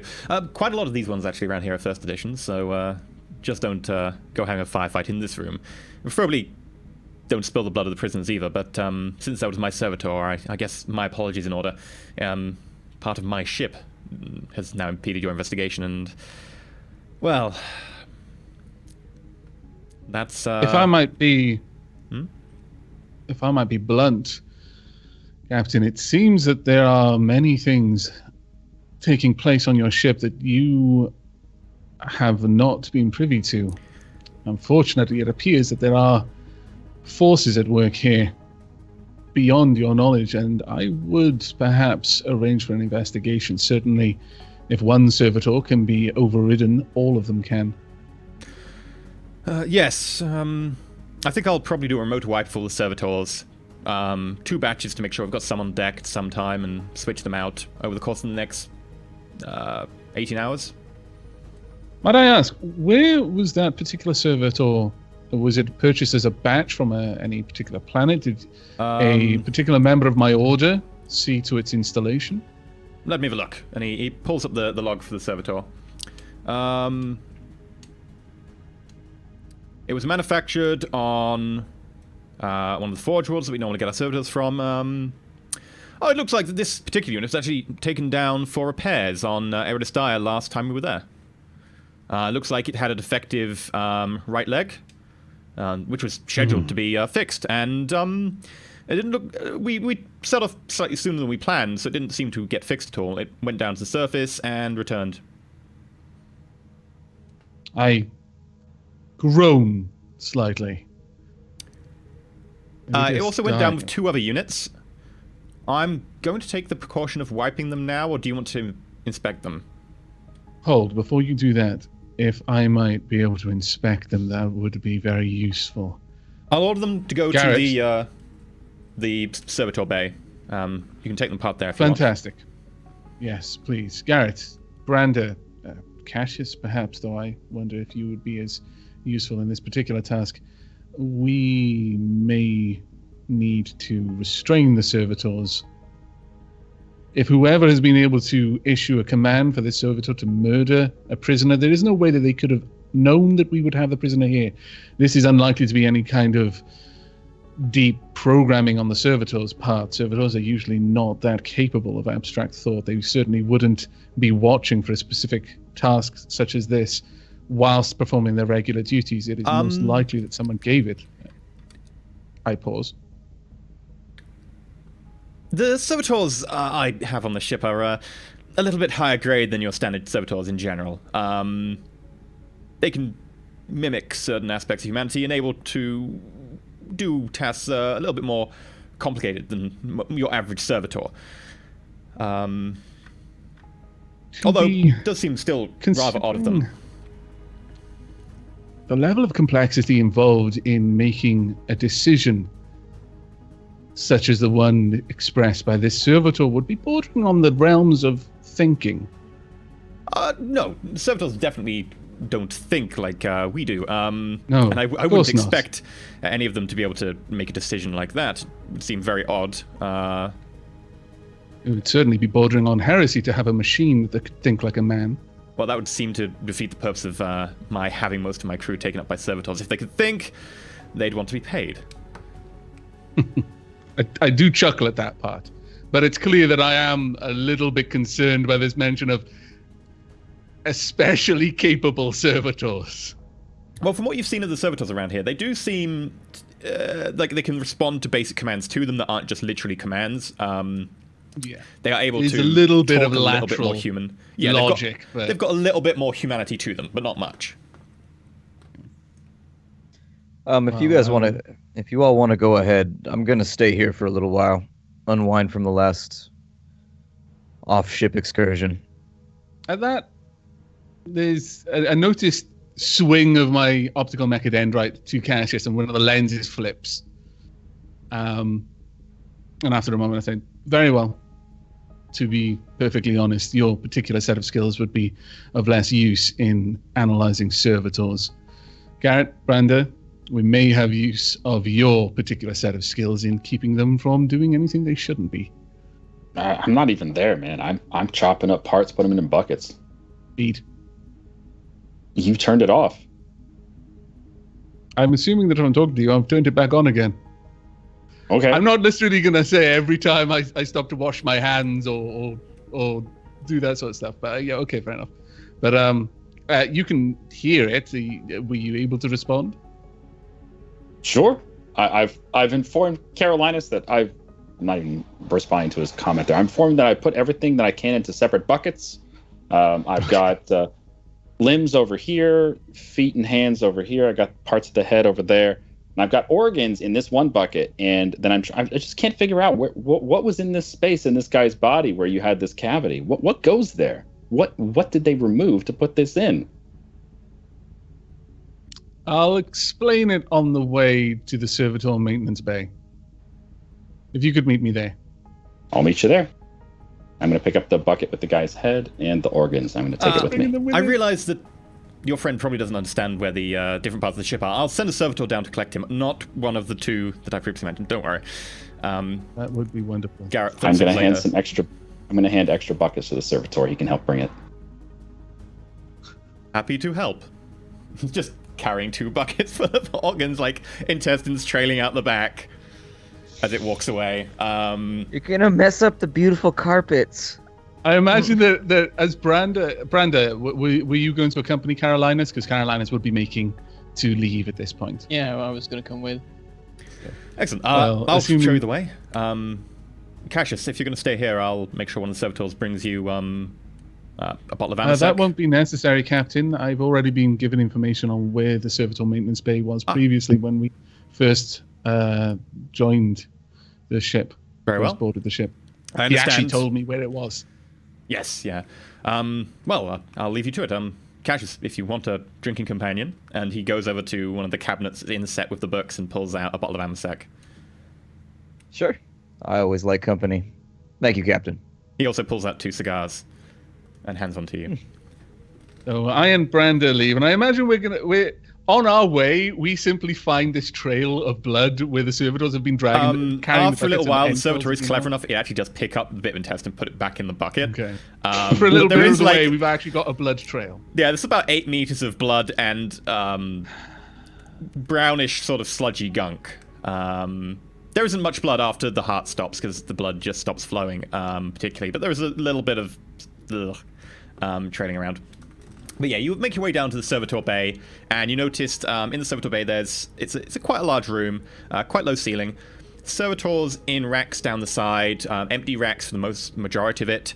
There's a couple of tables in the middle with like little mechanical arms coming out the edges. Some like basically restraining tables where you can like put a human-sized object down, presumably a servitor, and you can work on them.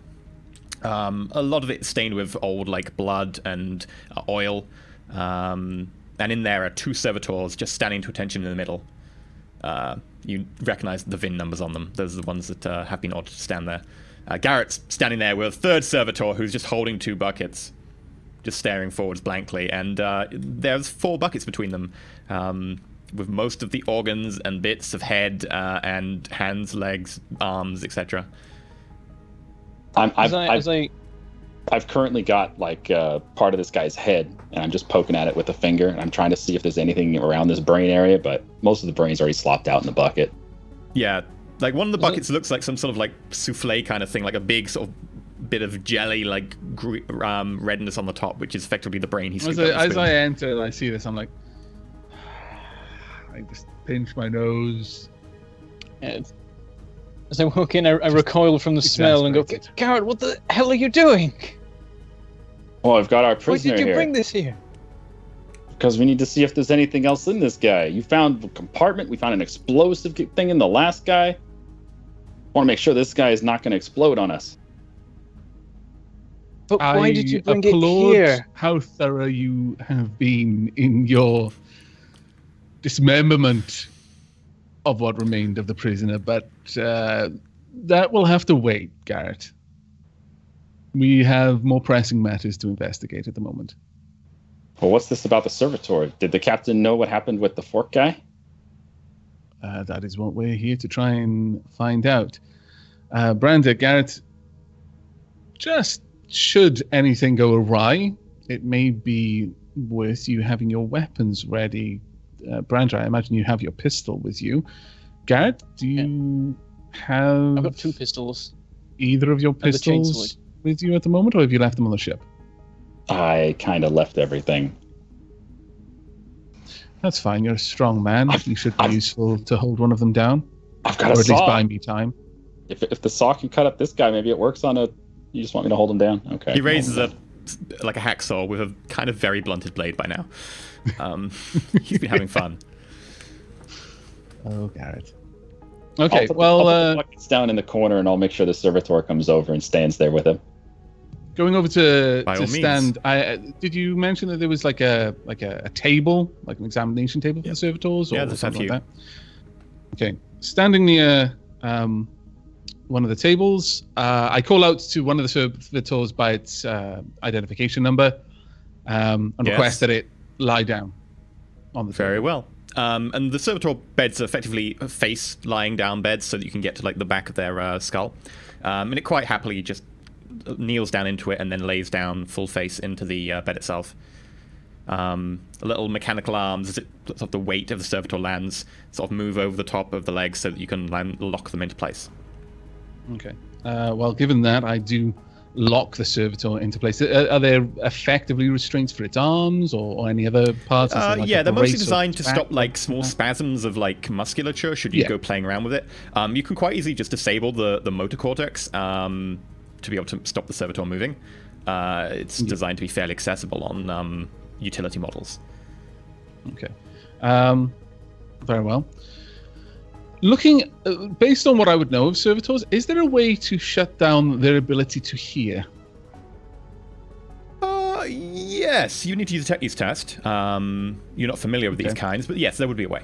It'd be a simple tech use test. It'd Alternatively, be like a reaching into the gore bucket, can I find something viscous and hard enough that I could simply plug its ears with it? Sure, but like that might not stay in their ears. If you want to do the tech use test, it would be kind of much more reliable, but yeah. Just take a pointy stick and stab him in his eardrum twice. I don't want to attack it. Done. It's a servitor. What's These it are gonna do? apparently Fight back? clever servitors. It might, that's what I'm worried about. That's why I've got Garrett and Branda here. But since the gore bucket is here, like, or there's anything like they might be grease around or something. Yeah, something sure. I Like could if you want to literally just like put like into its engine oil in their ears or whatever, there is stuff around you can use. just to block it. Yeah, well, I wasn't sure because we paid so much attention to these gore buckets. Is like, I'll just spill it here with intestines. It'll be fun. But whatever I've got to hand, I literally just push some into its ear, and then And the next one. Yep. And then I go about disabling the multicortex. I don't do it to the other one. Are there other beds? Can I have both of them lying down? Yeah, sure. Well, I tell the other one to do that as well, and then I try to deafen them both, and then I go about trying to disable their ability to move. So in total, just make a tech use test for one, and then make a tech use test for the other. And I am, after wiping my hands all over my pants, A 9, I am following Carolinus around, watching him do all this stuff. It's fascinating. Okay. So yeah, you got a I'm 0, standing 9. by the table. I'm standing by the table that he's working at, keeping an eye on the other servitor. Damn, look at you killing it up in here. Okay. 9 31. with a 42 and a 31. And a Both of them, as far as you can tell, you have quite easily just found the motor cortex, gone boop, doo. All the like prosthetics and bionics that they've got integrated into their person completely powered down. Their basic motor cortex is also offline. The ability to hear should be gone as well. Their ability to talk and stuff will also be gone because you turn off the motor cortex. And as far as you can tell, they won't be moving and they can't perceive really outside of them. They also have their vision off right now. They're effectively locked inside their head. Well, they're also laying face down, which is why I didn't worry too much about what they could see. So effectively, I have given them sensory deprivation. They can't hear or really tell what I'm saying. Right at this point, I start speaking a little bit more freely. We need to remove whatever memory core they may have so that we can analyze where they've been, what orders they may have been given. We can cross-reference those with the orders that the ship has sent or log that have been sent.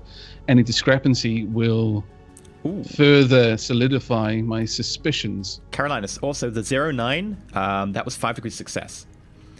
Okay. You notice that there is an autonomous program running inside of the Cognite unit on the back of the Servitor, one of them at least, which is monitoring the hearing and the vision inputs. Okay. Right. I'm not going to disable it. I do mention this to Brandon, and I actually explained to both Garrett and Brandon that this is why I've gone to efforts to deafen them before I disabled them. As far as they're aware, they're being maintained or just investigated in some passive capacity. But that I'm concerned that whatever triggered the other servitor to attack our prisoner may cause these to either attack us or worse, destroy their own memory core. With that disabled, I am going to try and remove the memory core without disabling that autonomous function, because I don't want it to be aware that, actually, how likely am I to be aware that that is possible? Is it possible to remove the memory core without, quickly, without it being able to respond to that if it was monitoring it?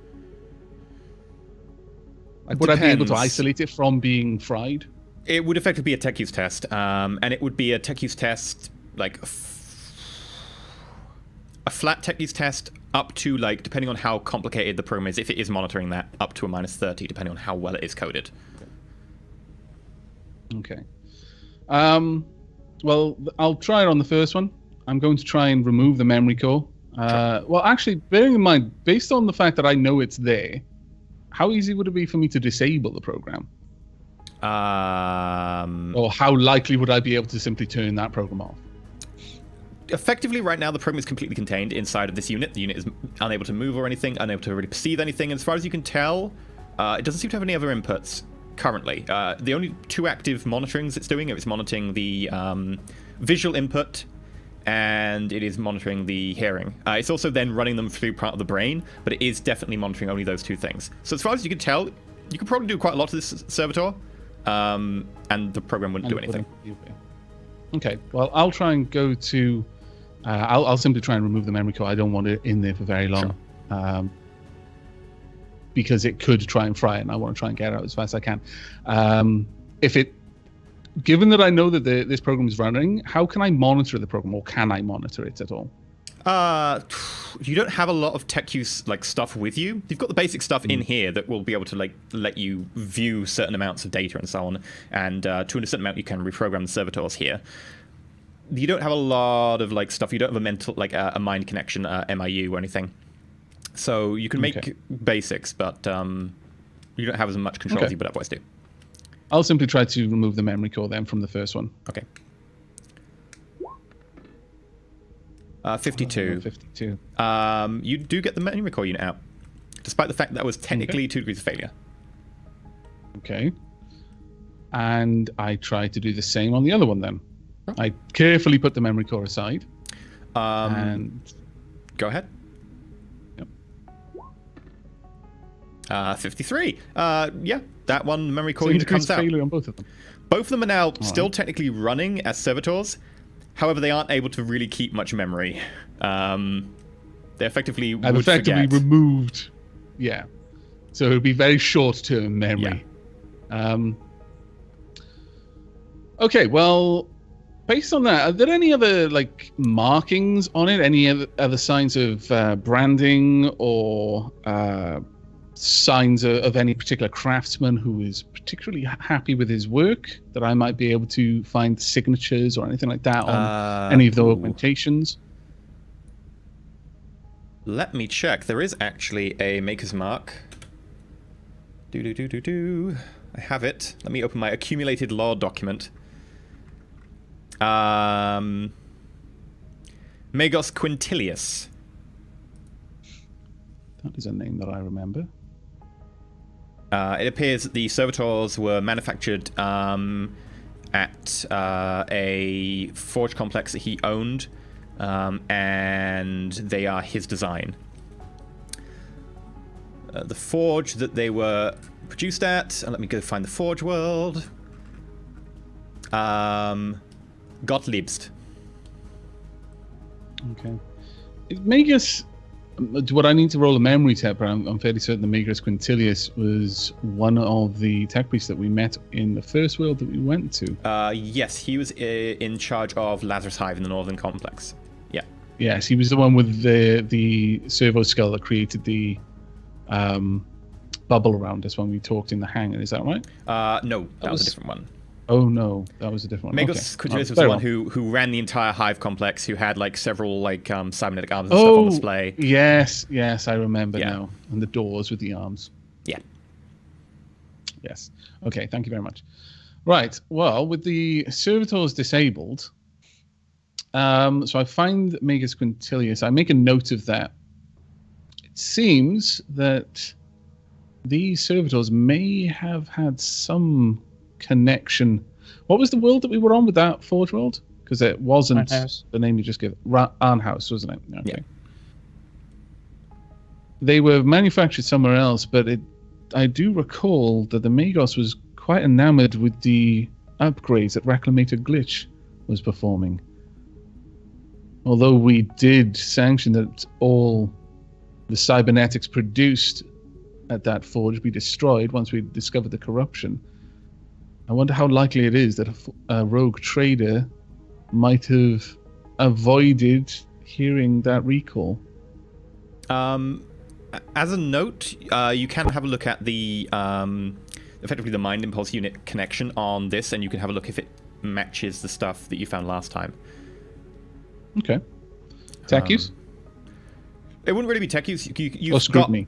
You spent quite a while there looking at it. You know where to find it. You've already done tech use tests for this thing, so you can quite easily look at it. The Mind Impulse unit connections were manufactured on Goblivst. They don't seem to be the same as the ones from Arnhouse, no. Okay, well, that's reassuring. All right. Now I assume it's a matter of just hooking these memory cores up to a device that would allow us to read from it. Is that right? Yeah, sure. You plug them into the nearest cognitor unit. There's several for that purpose. Okay. All right. Actually, rather than doing that, now that we have these, for all intents and purposes, these servitors have been disabled, or is there a way that I could simply disable it? You could that I've taken what I want, I can you could fully shut them down if you want. Effectively, right now they're running in a kind of standby mode. They are running, but they are running so internally they have no inputs. I'm gonna shut them down then, given that. Okay. Is that just something I can do? Fantastic. Yeah, they turn off. Okay. Well, that was easy. Surprisingly, actually, I thought I ran into some trouble while I was removing the memory codes, but the program was either not monitoring what I was doing, or we were just so lucky. Either way, we have what we came for, and there wasn't any particular complications. However, I would not trust this ship, I say as I glance over to the other servitor. Garrett, would you mind guarding these? I shouldn't be too long, but it would be useful if you could. You don't need to stop anything from happening, but if you could just make me aware if any servitors try to interfere. As far as I'm concerned, these are disabled. I'm more concerned with someone else trying to re-enable them or destroy them. There may still be evidence here that will be useful to us. Stand here with a bunch of robots. Okay. I can handle that. Don't try cutting any of them up. Why not? Alternatively, we could be jumping at ghosts, and I'm well aware that I might be being overly paranoid. If you would wish to join us, I'm returning to the captain's quarters in Cassius. I'll chum it up with our wonderful servitor here. He was nice enough to carry my chum buckets. Very well. No doubt there will be other workers by shortly. I imagine that the servitor maintenance bay is at least visited occasionally through the day. Just keep us abreast of any developments. Brander, if you'd like to stay, you're more than welcome to, but I'm heading back to the captain in the cigar room. I'll come with you. Okay. So that in total probably took you about an hour and a bit. Okay. So Cassius, meanwhile, back in the cigar room, you've cracked open the bottle of Amasec, a couple of drinks in, cigars. So, Cassius. Something wrong?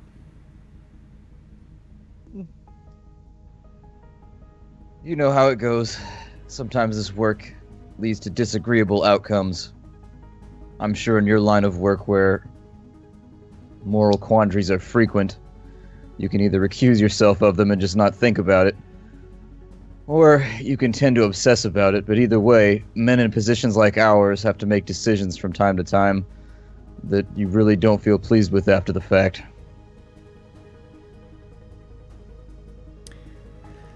I know exactly what you mean. It wasn't too long ago, maybe 100 years, I was in shoes much similar to yours back then.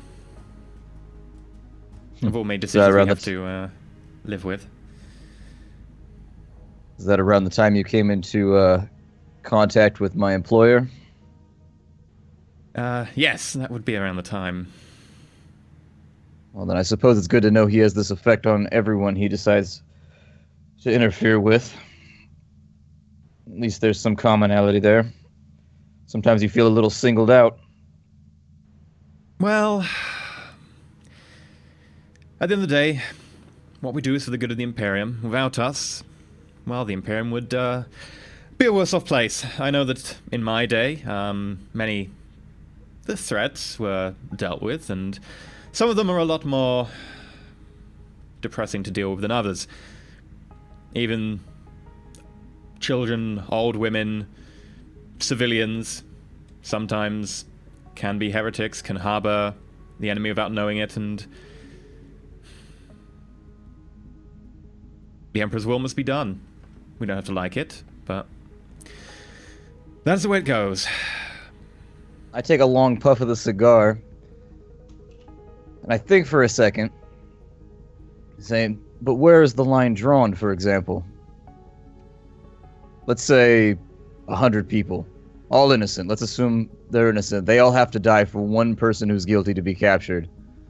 Obviously, that's not where we draw the line, because we do that every day. Entire worlds, a little bit closer to the line, but still, it's done. Where do we stop executing the innocent in the pursuit of the guilty, and at what point do our actions become evil? That, Cassius, that is a question to ask the Inquisitor. Where do individual Inquisitors draw the line?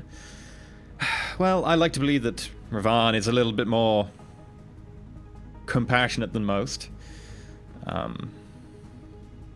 know he does what he can. I know that I, now as a rogue trader, have the power to declare war on behalf of the Imperium on entire new xenospecies, or I can, if I deem it worthy, enter into trade bargains with them. And that's a lot of power for just one person in a ship, in a planet far above everybody else to make.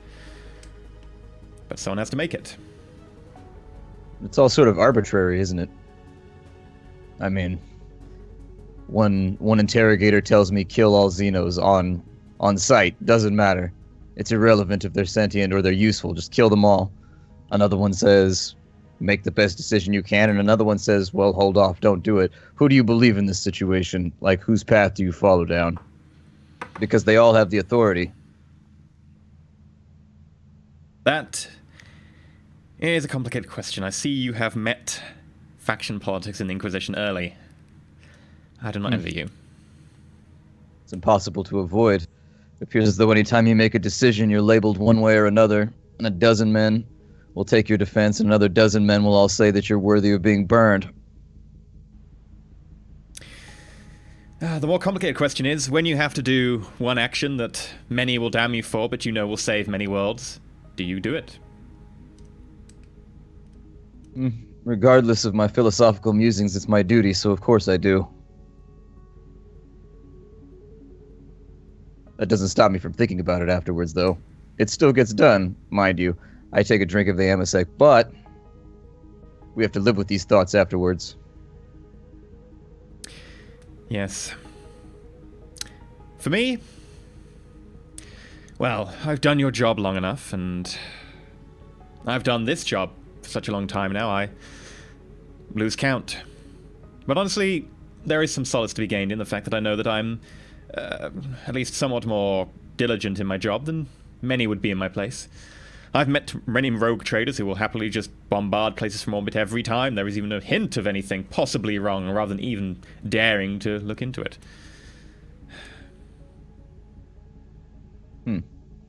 I take another drink of the Amasec, and kind of rolling it around in the glass, I say, I suppose the question that we're easing towards here is, does it get better? Or is it always like this? It gets better when you get more powerful. Then you can make the choices. At that, I smirk slightly, as though my ears perk up a little bit. I suppose that day will come then. To Inquisitor Cassius. I chuckle and I cheers it. Anything else you want to say, or do we want to just fast forward to when Caroline and Branda get there? You can move it along. Okay, so a couple more drinks later. You're kind of warm by now. Branda? I've changed my mind. I'm going to stay in the Servitor room. Okay, I'm going to lean against a wall with my arms folded. Oh, no, you're not. Regarding... You are getting your hands deep in this bucket of guts, and you're going to help me look for stuff. Gut bucket. Oh, no, I'm... Well, you're going through every inch of this intestine. Suddenly Brandon is like, I've made a terrible mistake. Garrett says as he's like going across the intestine, like feeling out like every inch of it in front of him. I've already given half of it to Brander. As he's doing that, Oh, he's no, just I don't pushing take what's it. in there out the end. The Servitor That's so is helping wrong. you do it. Like, whatever he like asks me to do or tries to hand me, I just stand arms folded, leaning on a wall, watching him, not looking happy. But you want to explode. What? The last man we interrogated exploded. What makes you think this man won't? He already had a hidden compartment in him. What else is in him? There's nothing in there. Why would there be anything in there? Why would there be anything in there? Exactly. What did you find in there? You found a data crystal. You found a knife. Caroline has already looked over it. There's nothing else. Bah, Carolinus, metal man. What does he know? A bit more than you. Ooh. Have a good laugh at that, and I go back to looking through the intestines. And after a while of silence, you say, you jeopardized the mission. That creature was helping us. And you killed it just before it could. If we hadn't found that creature, we might have had to destroy that whole world.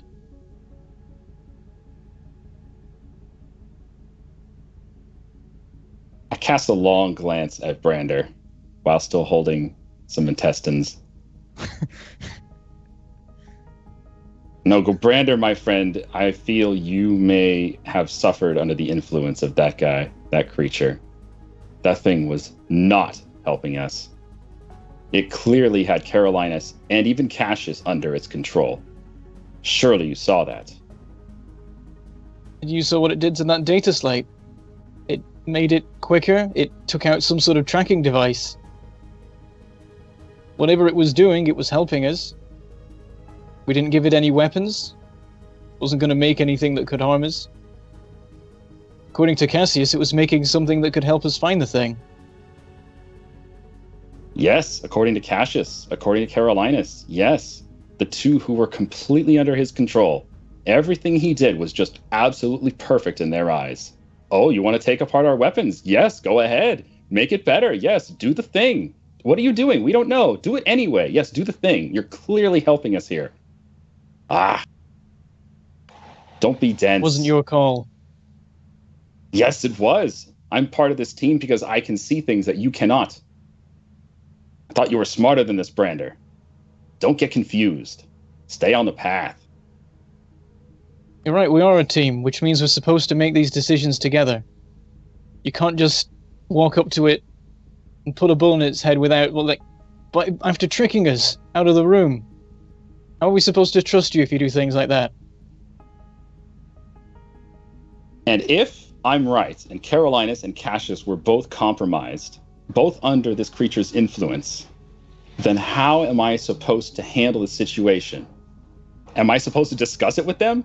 Oh, hey, by the way, you might be under the influence of this alien right here. What should we do with it? What do you think they would have said? They were so enthralled by this. I tried to get Cassius' attention. I tried to tell him, we need to look at this. We need to take a look at this creature and decide whether or not this is actually good for us.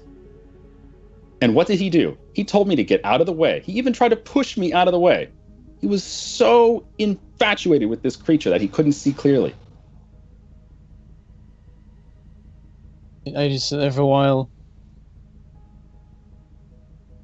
It wasn't your call. Shake my head. Bah! You don't know what you're talking about. Neither do you, feudal worlder.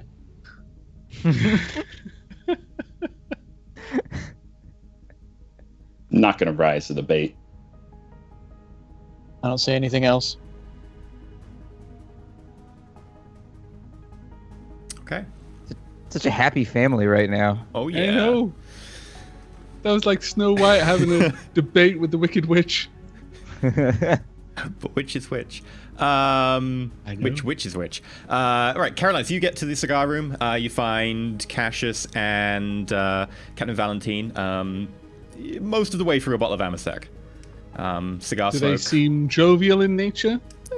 Or, not melancholy at the very least? A little bit melancholy, but more like they're making light of the situation. Okay. I imagine as I come up to the door opens, or is it a manual door? Oh, this is a proper manual door, like thick wood, metal handle. Well, in that case, I knock on the door first. You expecting visitors, Cassius? What was that? I'm sorry, that was a little low. Sorry, I'm had a bit too much drink. This drink is very good. You're expecting visitors? I thought your friends all went to go investigate my servitors.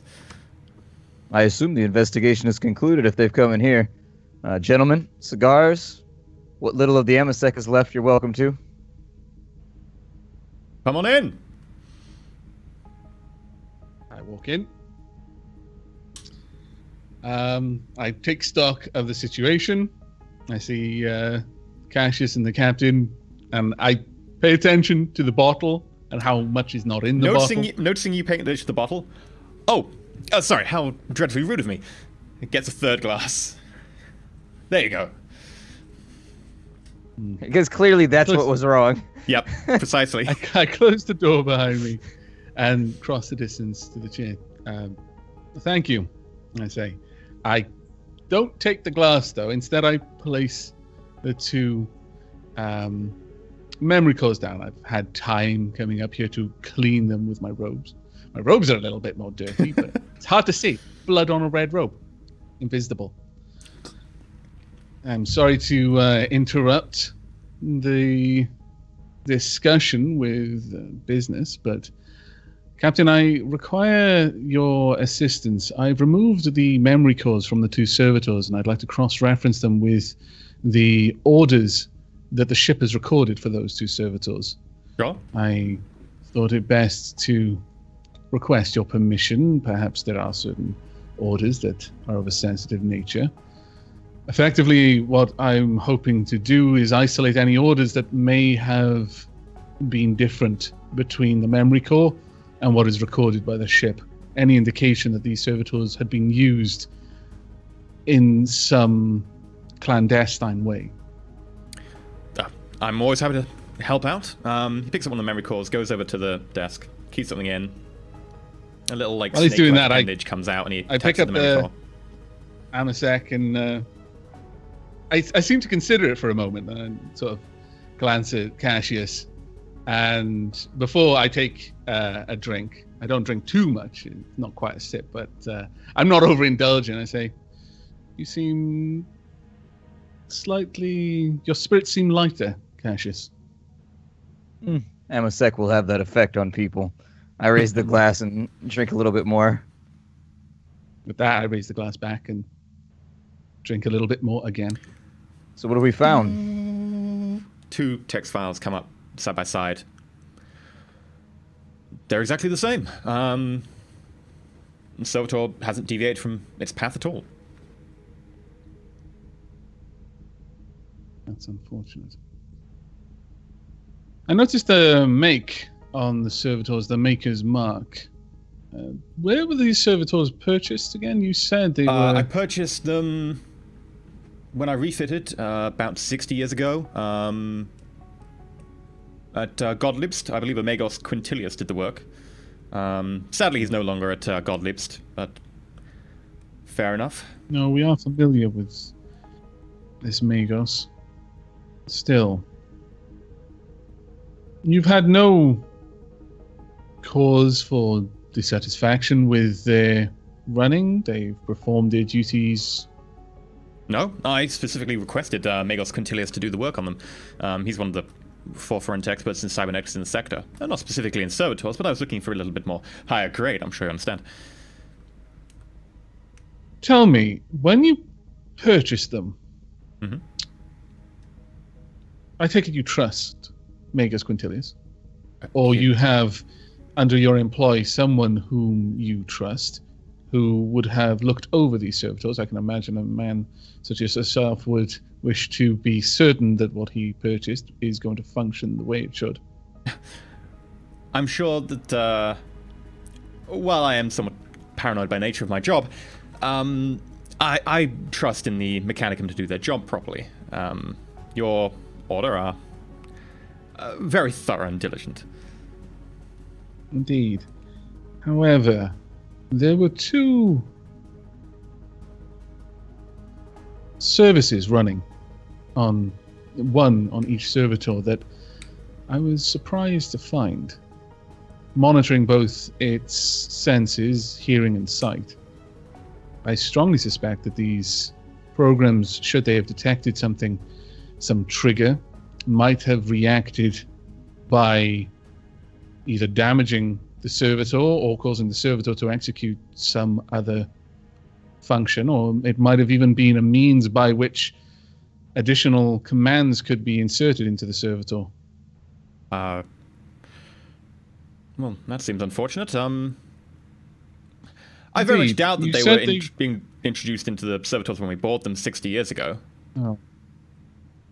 No, perhaps not, especially given that they were recently maintained on a Eridus Dire.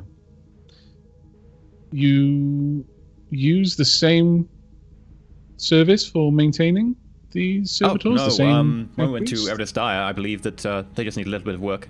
They'd been taken down to the port, and whoever is the local tech priest down there in charge of maintenance and so on would have probably looked them over. Do you have any logs of this transaction, the name? Let me just bring that up. That would be... one second. I forget the exact rank title. Master of the Fuels, Tech Priest Binus.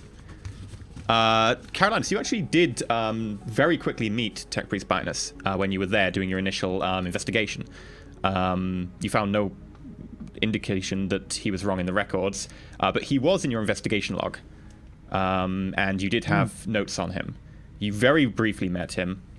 Cassius, at the sound of this name, it's like fog clears in your brain. This is what your deja vu has been. You recognize the name from the files and all the paperwork you went through and spent a very long time looking at for 2 weeks. You also recognize the vague picture of an adept of the Mechanicus who you saw in those documents. Carolinus, when I dove into the mind of the one who was afraid of the tech priest, saying that name out loud, that's who it was. The tech priest that he was afraid of. I believe so. It's as though, like, a fog over the memory has cleared when you've said that name. And this is the first time that any of your servitors have had any dealings with this tech priest. The first time you say it was just on-the-spot repairs. Well, when my tech priests get repaired and it's a very minor job, I generally just send them down to the port to get some minor maintenance done. If there's anything important, I'd go somewhere else. Who would have overseen that? I imagine one of your crew would have been responsible for delivering the servitors and recovering them. Funnily enough, that would have been the job of the midshipman. I suspected as much. Cassius, do you recall the data I managed to salvage from the pens on the Midnight Runner? No. Care to refresh my memory? I give it a small chuckle at this and tap the side of the glass with one of my fingers. It's quite a loud noise because my fingers are obviously metallic. And I put the glass down. Yes. Did I mention to you the number of times that the Midnight Runner had visited Ixion? Thrice? That's right. And that this wasn't the first time that they had been carrying a cargo of, what was it that Brandon said? Gene stealers. Gene stealers? Mm-hmm. On my ship? Well, on the Midnight Runner. I look across to that is not good. The captain. No.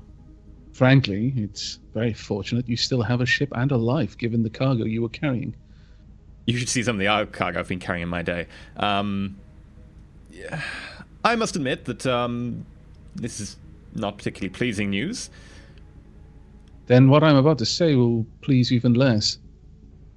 It is not the first time that Gene Stealers were a cargo aboard the Midnight Runner, and the other times they were delivered to Ixion. You never just dire. Eridus Dire, sorry. There. I apologize. I will make a mental note to travel there less frequently. I believe, well, since it is relevant, I was contracted by Captain Verdun on 2 previous occasions as well to go to Ixion. Didn't really think anything of it at the time. I wasn't asked to do anything dodgy, just sit at the edge of the system. And I take it you delivered the Midnight Runner to Eridus Dire? Every time, yes. I look back to Cassius. Inquisitor Ravan instructed us to exterminate this menace if we had the means to do so. However, the time that these previous deliveries, well, Captain, no doubt you can recall the last times that you visited Eridus Dire, hailing from Ixion. About 8 months ago, maybe, and a little over a year before that. Year and a half? It was a while ago. You seem familiar with the species. Branda has given us some information, though sketchy. He mentioned their ability to procreate, expand, was somewhat concerning. Yes. Would you know more? I've had a little bit of experience of their kind in the past. Basically, gene stealers, horrible xenos that they are, have a bite which can infect humans. Once infected, they turn into weird hybrids under the control of the gene stealers nearby. They then breed and make more gene stealer hybrids and make more gene stealer hybrids. And eventually they begin looking vaguely human. They infiltrate societies and stuff, set up cults, and then eventually they breed more gene stealers, which can then go on to infect more people. My personal experience is there was a space Hulk not too far from the Ixian system a while ago, I believe. And what kind of time frame is it necessary for them to begin infiltrating the population? Well, I think the entire cycle takes a few years. They do need to go through 5 or 6 stages, or was it 4? And of course, those are limited by the normal human birth rate. So it might be quite a while. I don't think... In any case, we do not know the fate of these gene stealers. Best scenario is that they were destroyed.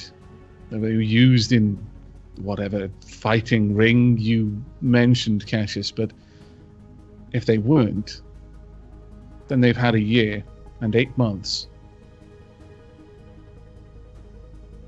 Well, then I would think that our next stop would be Eridus Dire to go find this Binus. I will get us going immediately. Yes, thank you, Captain. Would I be able to send a message to my order? I might be able to ascertain Binar's current location.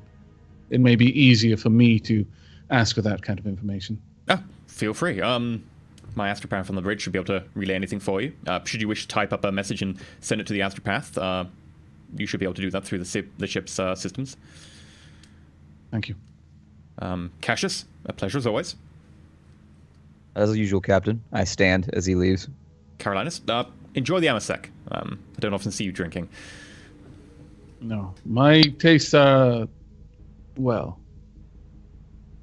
a little less refined. He drinks motor oil. Don't worry about it, Captain. Grease and engine oil, oh yeah. You jest, but perhaps your master of the fuels would be better acquainted with my preferred poison. Possibly. We'll have to ask him when we find him. Oh, good luck, gentlemen. I'm going to head off to the bridge, and we'll be getting underway immediately. And he heads out. Very well. I think Once I'm done he with leaves, this. I actually sink down into... I assume there were more chairs than literally the captain's chair behind the desk, and then the one cast. You gotta take the one he was sitting in, because it'll be warm. It'll have that warm chair feeling. You know, you sit down in a chair somebody else is in and it's already warm. You have to warm it up yourself. I don't like that. I don't like that warm ass feeling in a chair. Not unless it's my ass, then it's fine. But I was feeling the back more, but the butt maybe, yeah. Yeah. What if you ruin his butt imprint? I just sink down into a chair. I'm going to leave that butt imprint pristine. It shall not be tarnished. Someone can make a cast of it later on or something. Okay. A fossil. I hope not. I hope he hasn't got a fossilized butt. That would be rather uncomfortable. So I literally sink into the chair and just heave a sigh. And my mechadendrites, which have kind of been just snaking around, just kind of almost go limp. They don't literally just drop down. They just start moving down. They don't completely go limp. So they're still kind of moving around. But it's clear that I'm a bit deflated.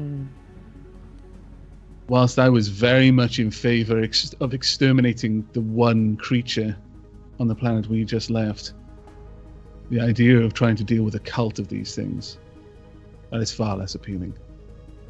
So too is the idea of informing the Inquisitor that we can't deal with it ourselves, because I have an inkling of what might come next. Eridus Dire is a populous planet. I don't really say anything. I just kind of take another drink from the Amasec. Well, it's our duty to report it to the Inquisitor, and be sure to report it to mission. Ravan. Well, actually, it makes little odds, but I fear Khan's response may be a little bit more direct. I seem interested when he brings this up. What do you know of Khan? What swung your opinion against him? His response to my report. If you don't mind my asking, was it negative in the way that we had handled things? I imagine you reported to the same person, didn't you find... actually, I do not ask what you reported. It seems unprofessional, but yes, it was negative. Was it our methods that he was in disagreement with, or was it our outcomes? Our methods, primarily. He did not agree with... Understand that I'm not particularly fond of politics. Perhaps you have more of a stomach for it, being who you are. But I had no interest in blaming Garrett for what he did, or for naming the reason that I saw necessary to encourage the destruction of that village. I reported as much as I was necessary for me to report, but it appears that he was quite well informed and took exception to my lack of details and also my choices. He wasn't very best pleased with the Jaquero incident. Well, if it's any Actually, solace... Let's change that because I didn't know his name was a Jaquero. That is Carolina's didn't You know. would have been informed afterwards. Oh, that, would he? yeah. Okay, then we'll let Effectively, the mission debrief thing would have been like, look, the thing was a Jaquero. You gave me a description. One of you mentioned it, said its name was Jaquero. It was a Jaquero. We would rather you brought the corpse back. You failed on your secondary objectives, but sure, you did the primary. So yeah, you'd have the name. I lean forward in my chair a bit and I say, well, if it's any solace, I've had correspondence with Ravon, and it seems as though there's some level of rift in between Khan and Ravon when it comes to operational guidelines. On speaking with Ravon, he seems in favor of bending rules a little bit in order to get our missions done. Whereas in the case of Khan, I simply did not send my last report to him. I've no desire to speak to a man who is so rigid. I grew up along the Senate floor. It seems a good way to describe him, yes, based on my limited interaction. He was not best pleased. I grew up on Senate floors dealing with complex politics in between families, judges, heads of businesses, and things of that nature. And rigidity will not survive in that environment. The mentality that Garrett and Khan appear to have, that is not the mentality that will allow us to complete our mission to the extent that we need. The only way it will work is if we go in guns blazing every single time. But for all intents and purposes, we are in the business of espionage. And that requires It's interesting some you single leeway. out Garrett there. Well, he made an unfortunate decision on the last mission. This mission. I thought it was done, so I suppose it's not the last mission anymore. It's our current mission. While I understand why he did... I haven't. And honestly, I was a little bit concerned at the way everyone else perceived Garrett's execution of the creature. I understand why he did it, and I bear him no ill will for it. I get it, but the creature would have better served us. I mean, by all means, execute it after we had what we wanted. But before we had acquired whatever it was working on that was going to help us find the creature that it was clearly aware of, at least let us have our play first before we get rid of an asset like that. I take it you would not be offended if I spoke bluntly. Of course. If Garrett had not destroyed the Jaquero, we may never have needed the assistance of that tribe, and had we not interfered with that tribe, they might still be there. I take some blame for the tribe. I got caught up in the moment and their usefulness, and in their usefulness I damned them. It was an unfortunate situation, and I take full responsibility for it. Perhaps. In truth, I cannot confess that I was best pleased with the choices you made or the charade that was upheld, but we're caught. There's no clear distinction, well, except for Khan and perhaps Garrett, as you're saying, between right and wrong. Still, if we could have simply tracked the beast, we could have left that place well enough alone. The witch was a risk. Honestly, destroying her was a necessity. But her people seemed unfortunate collateral damage in it all. They got caught up in something that was bigger than they were. Too difficult for them to understand. It was heresy once we were there, but perhaps if we'd never been there, the heresy would never have been uttered. What concerns me is not that the village was destroyed for heresy. It's the fact that I so willingly destroyed it in order to cover up my own lie. Revealed a part of myself that I'm not entirely pleased with. But that's something I have to live with. Now that we know that Binus is on Dire, Do we go back? Do we wait for the Inquisitor's orders? What do you think? I'll speak with my order. Linus may not still be on Iridius Die. If he is, that would actually make this a little bit more convenient for us. If he's there, it may be possible that he is in some way a willing participant in this. And if he is, he may have information that would expedite our investigation. The alternative, after a year, if what the captain says is true, we might never find all of the heresy to burn it out. The only way to be certain might simply be to destroy that world. Well, in any case, speak with your order. I will contact Khan and perhaps Ravon through the astropath, although after my last speaking with Ravon, he made it clear that I was not to go over Khan's head again. We'll have to be careful in the way that we tread from here on out. But I'll get further orders and see what he requires of us.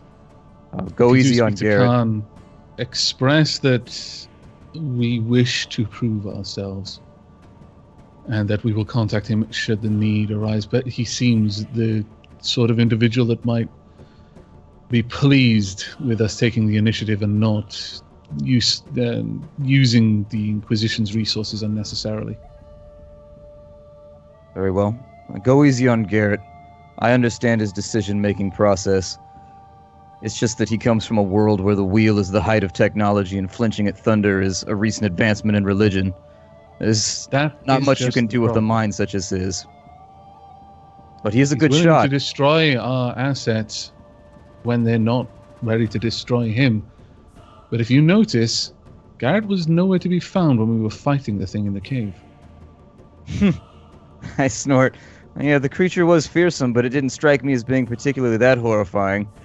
Much more so that the creature in the cave was more so horrifying than whatever it was that he killed inside the shuttle. So, who knows? Still, I understand what you're saying, and I don't disagree. He says we were insulting them. Perhaps to him it appeared that we were. Who am I to say that we weren't? Still, what worries me is that he made that decision without any discussion. He executed it. What would stop him from executing one of us if he got it into his head that we were some sort of monster? I pause for a moment, and then I lean forward. I wonder what his people think of those with talents such as yours. I lean back in my and I am concerned about it. I lean back in my chair slightly, and a smile crosses my face as I realize that he and I have both been thinking the same thoughts. The thought had crossed my mind as well. And contingencies are in place. Contingencies aren't too useful if you don't see it coming. I suppose for now we'll have to sleep with one eye open. Did you see the item that he procured from the quartermaster on the ship? No, I hadn't. No. It extends his ability to make sure you don't see it coming. By a fair margin. I'm just concerned. Oh, your concern I think is well he may justified. well have been acting in good faith. I go to stand up. I sigh. But understand this, Cassius, for what it's worth. I consider him a member of this team, and as such an ally. But it's not his token of brotherhood that I wear on my belt. And at that I tap the white token that Cassius gave me. If it comes down to a choice, well, you understand what I mean. Yeah. Let's cease this talk of choices. I do think that Garrett is a redeemable asset. I sincerely do. I think he's doggedly one-minded in the way that he chases down his objectives, and we need to find a way to show him that sometimes the result is better when you allow the road to bend a little bit. Not too much, mind you, but there is room to wiggle. As you will. You've got a better way with words. But perhaps you should have a word with him specifically about your nature. Ease him into it. He's only seen a fraction of what your kind can do. I have a better inkling. And some of the things that I've seen, well, they frighten me, much less someone who isn't used to it. There's a knock on the door. I'm already turning towards the door. Door So I opens, start walking towards it. and a servitor enters. I have a coded message for you from Interrogator Khan. It offers Close a the data door slate. behind you. It offers a data slate and then goes to leave. I take the data slate. Turns around, exits, closes the door. I stand there with a cigar still in my mouth, and I start perusing the data slate. What do I see?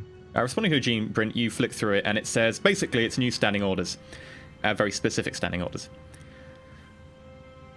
I understand you're on your way back to Eridus Dire, presumably after finishing your investigation. Look through the prisoner and get all the information out you can, and debrief when you can have the next opportunity to send a message. When you get to Eridus Dire, complete your investigation as quickly as possible. I have an urgent priority mission for you that needs to be carried out immediately. Especially, I need it carried out with the minimum of fuss and without much tension being brought. This mission must be done as quiet as possible. An item has been stolen from the Inquisition archives on Eximus Pandara. This item must be recovered forthwith. It appears though we've got our new orders, Carolinus. Now we've just got the choice as to whether we appraise him of what's going on in Eridus Dire and request an extension in our duties. It sounds like this new mission is of utmost importance. I don't think I've ever heard Khan use wording like this before.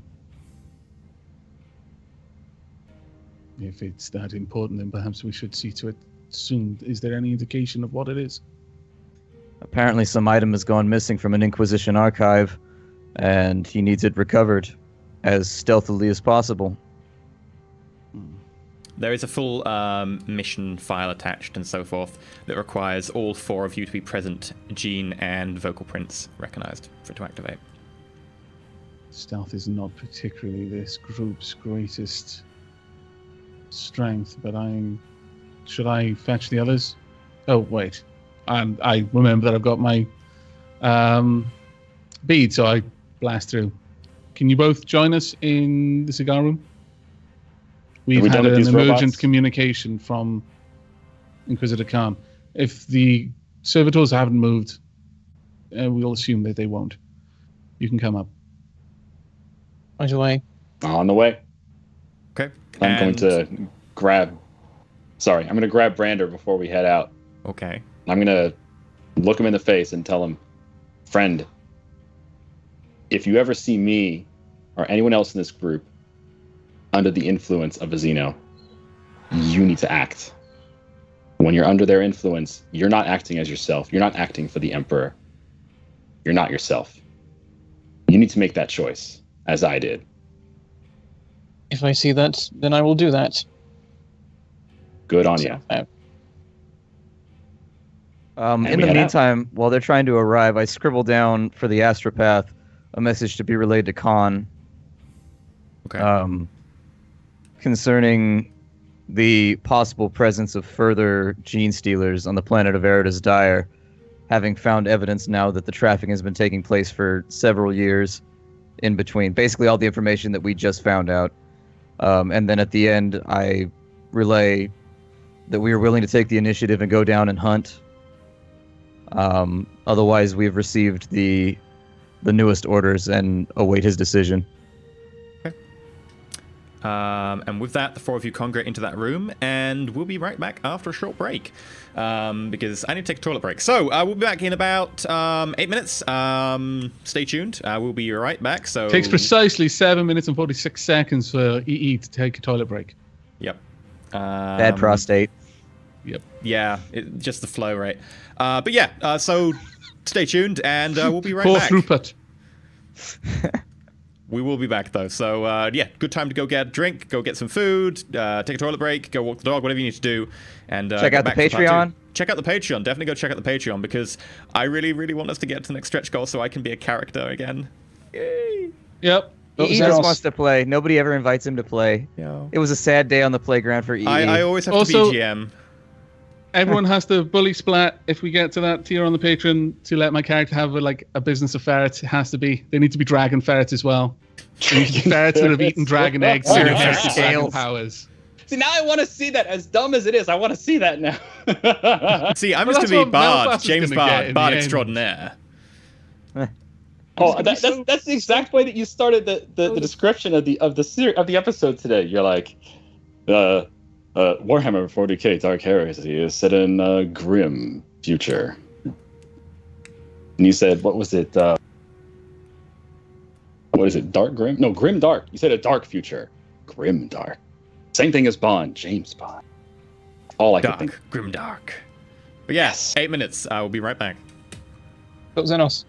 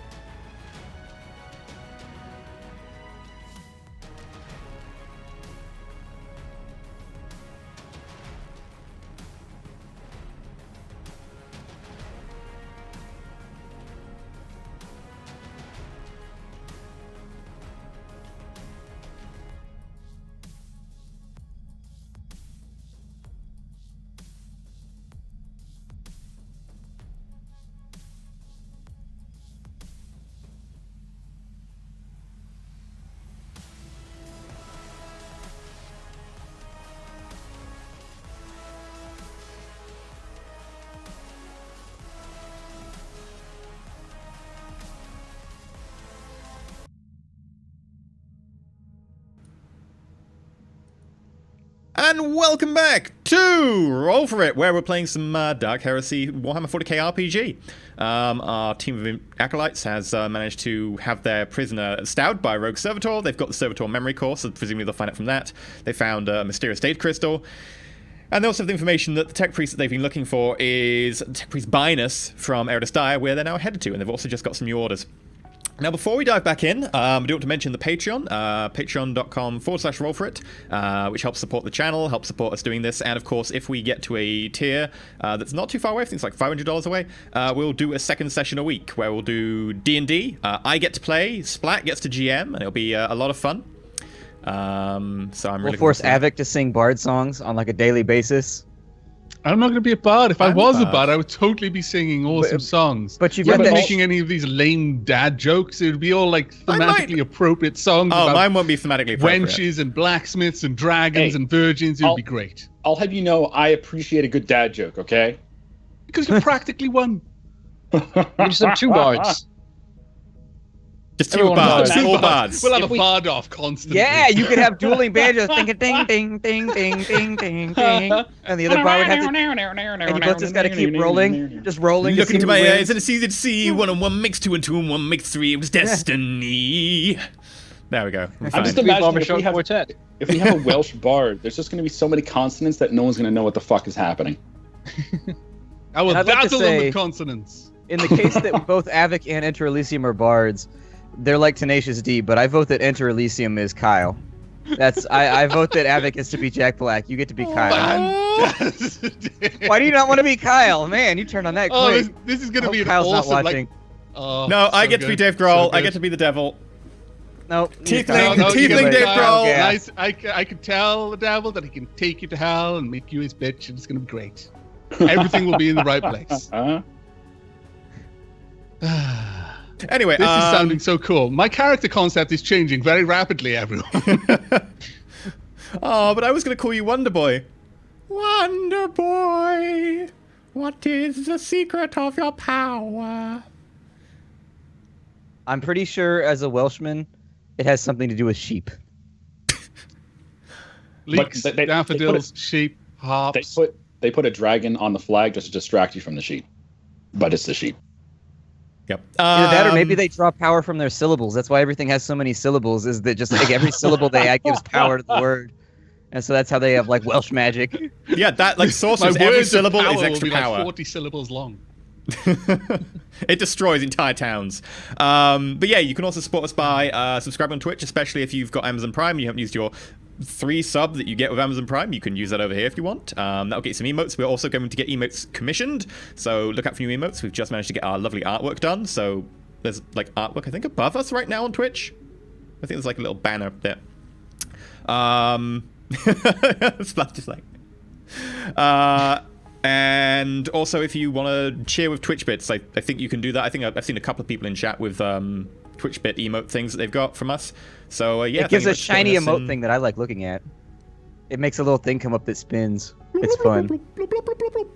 And also, if you want to do a tip because you don't like doing like monthly Patreon things, I know a number of people prefer doing the single-use things. You can tip the channel, and we very much appreciate that. But yeah, we'll be diving right back in. And you just got a message from Inquisitor Khan. You all gather together in the room, and you put in your gene print, vocal identity, and the message effectively gives you the entire mission brief. The mission is an item. A book was retrieved and stolen somehow from the inquisitorial archives on Eximus Pandara. The book itself is not a heretical text, however, it does discuss a lot of very restricted matters. The book itself is called The Truth of Four. The Truth, as I'm going to shorten it to, is a book that is kind of... It deals with a lot of matters to do with the ruinous powers. It not being a heretical book itself, it's more describing them, talking about them, without necessarily being a heretical book. So, you know, it's perfectly legit for the Inquisition to have one, without even having to like... This is an awfully broken thought stream for Khan.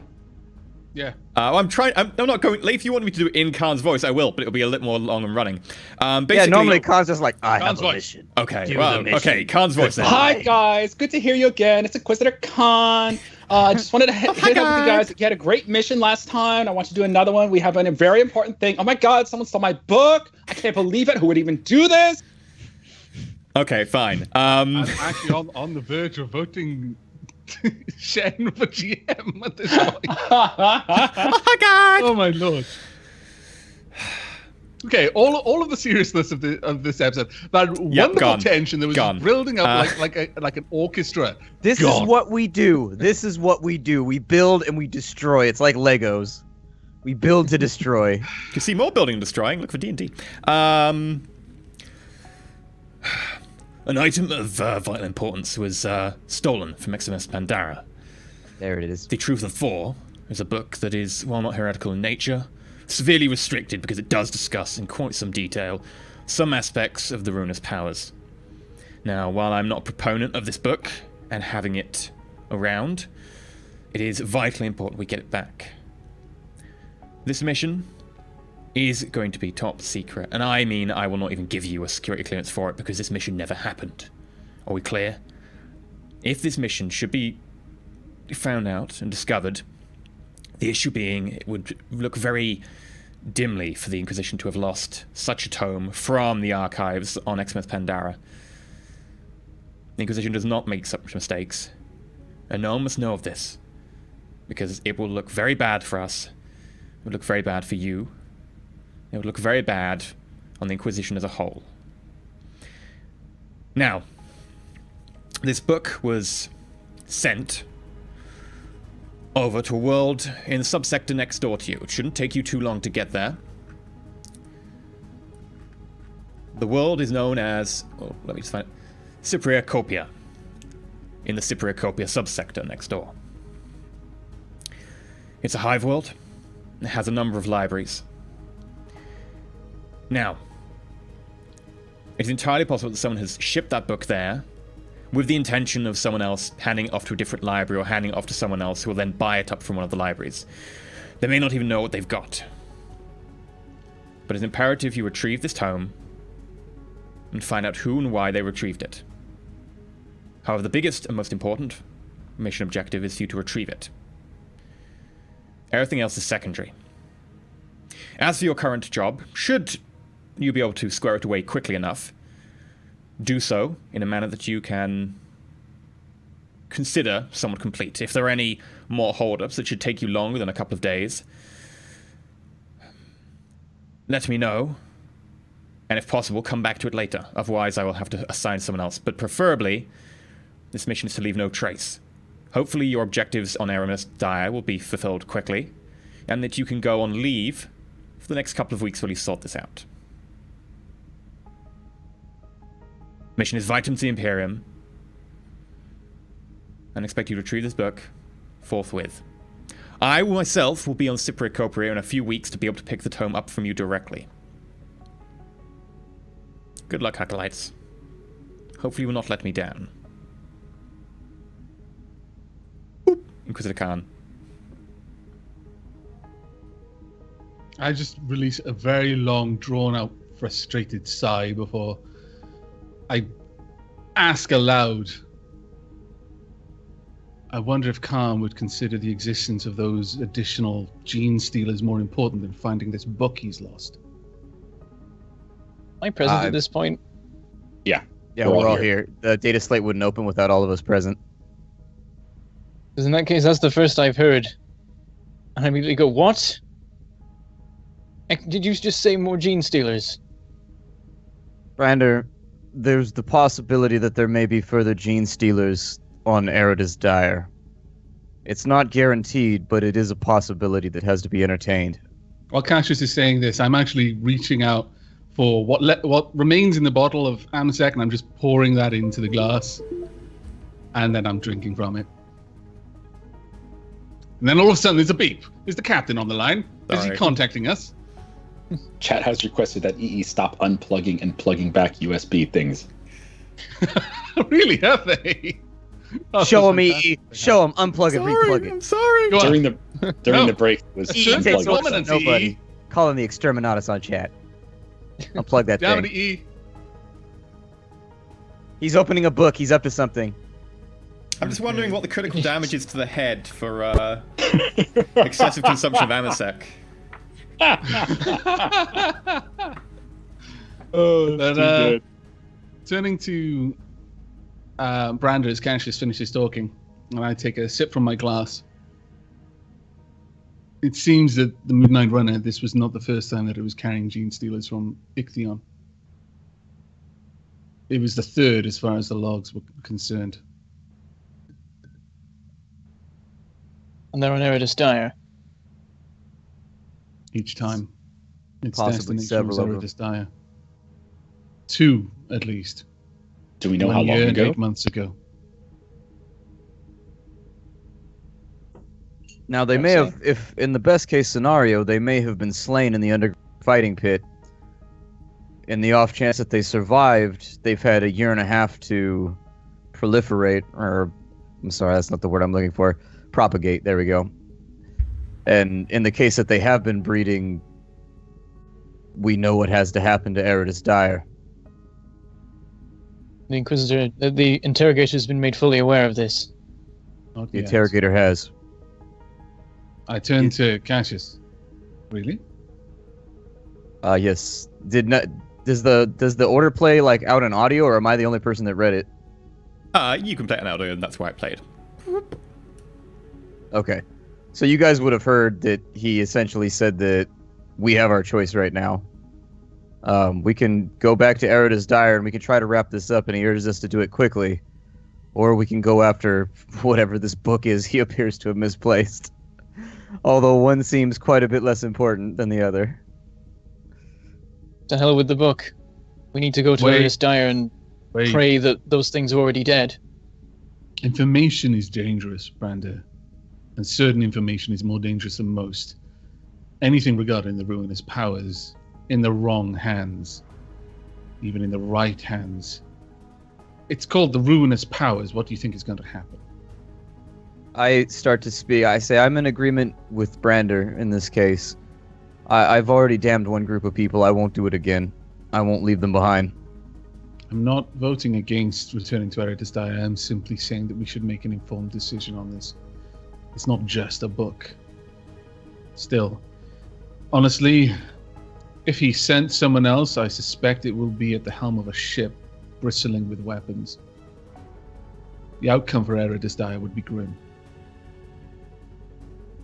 How long would it take for us to discover whether or not these supposed gene stealers even made it to the planet, and whether or not they were in the fighting ring, and I whether or know not they made it to they a planet. died? I have the details from the log.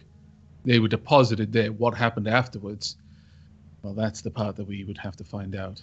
How far out from Eridus Dire are we? How long did It it took take about us to 6 days to get here. It depends on favorable conditions in the warp, etc. Eridus Dire takes you a little bit closer to your destination in terms of travel time.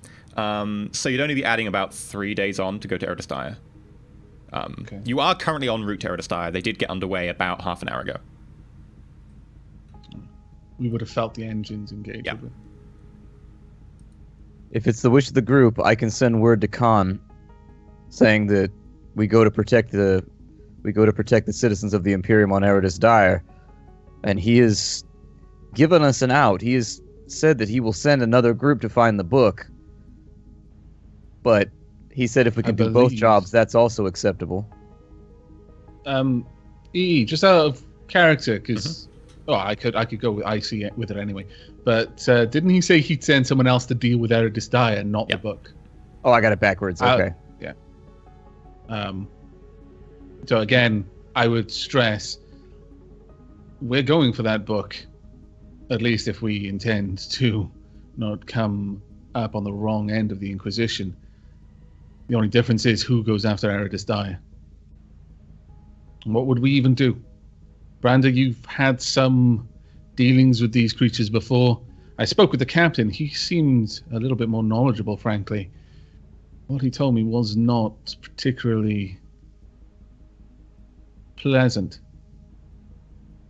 How In long the have time they that been they've on the been world? there, and a year. The longest one has been there a year. The second, 8 months. Long enough from what the captain said to have begun infecting people. It took us several Slump down in a days. chair. It took us several days to even find out that these fighting rings even occurred. That this world was importing beasts for the people to fight in pits of death. How long would it take us to even find these creatures, to see if there was any log of what creatures fight in these rings? There may be no records at all, especially if We it's have an another underground name. arrangement. A name? One of my order, the tech priest that I strongly suspect was responsible for those servitors slaying Verdun, and certainly the tech priest that our previous captive was so terrified about. He has a hand in this.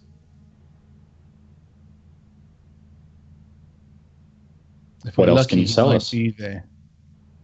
I haven't had an opportunity to speak with my order yet, but I may be able to find his exact location. If he is on our Eridus Dire, then that is an immediate lead. Might expedite the process. Though, given how concerned our late captive was, he would likely not be an easy prey to hunt. Well, what then is the opinion of the group? Do we break off and go after our new objective, or do we possibly risk angering Khan and going after the gene stealers? Do you have I vote any? G. Khan implied that it would be weeks of work to recover this book. Finding anything on Hive World is weeks of work to begin with, especially if someone's trying to hide it. And I don't especially think- if he doesn't want us to be known. Eridus Dire is an immediate peril, and if it's not, then we will immediately, or should immediately discover this if we can find out. You have been to one of these fighting pits. It's likely still operational. If it is, a gene stealer is not something that is particularly inconspicuous. No doubt someone will have seen a match involving it, or someone will know something. And if they do, then we can quickly ascertain what the fate of these creatures were. I fear you may be overestimating people's ability to recognize these beasts. Perhaps, but we can describe it at least. How many four-limbed, razor-sharp, clawed, salivating monstrosities have you come across? Also, they're purple. Just the one, but this fighting pit that Cassius and I visited was full of drunk men throwing their life's money. I don't think they were too perceptive of what was actually happening in the ring. Rather whether they had fun. I understand. You raise a valid point, but at least we can try. It is, by looking at the data that we have, Eridus Dire is not far off course. In fact, it could be said to be on the way. We can at least visit Eridus Dire. We're already on course to it, I assume. Once we mentioned this to the captain seemed to think it was imperative that we be underway immediately. We can at least spare a day, 2, 3 maybe, to investigate. We can reconvene and make a decision on which threat we investigate further. In the meantime, this... sorry, I'm looking for the name. Tech Priest Binus. Have we met him before? Just curious, out of character. Caroline's did very briefly on the planet, and it was in your documentation when you were going through all the people involved at the port. Okay, so it's something that we've come across before, that name. Indeed. Okay, then, Carolinus, how difficult do you think it would be to find this tech priest that you speak of? Would your order be able to respond swiftly if you sent message urgently? I have friends in the order. Ones who may be able to expedite my request.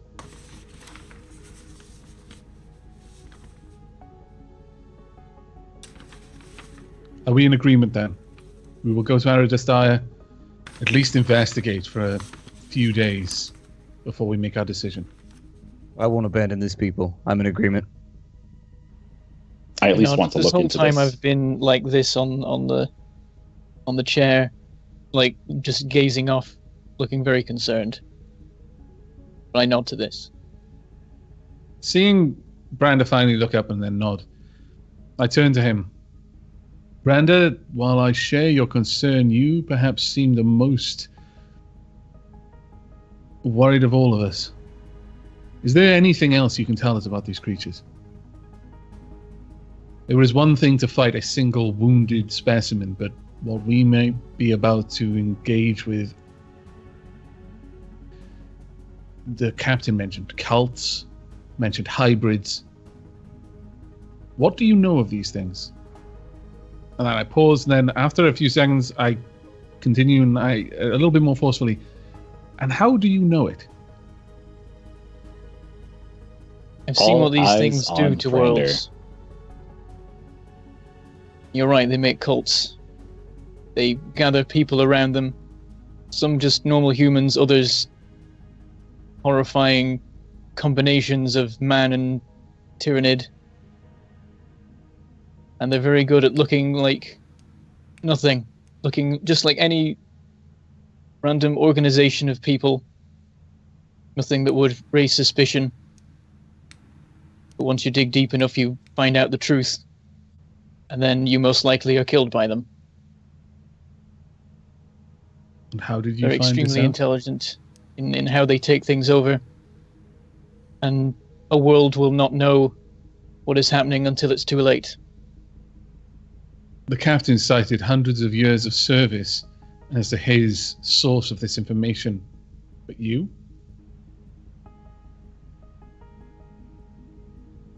I've been on a world where this has happened.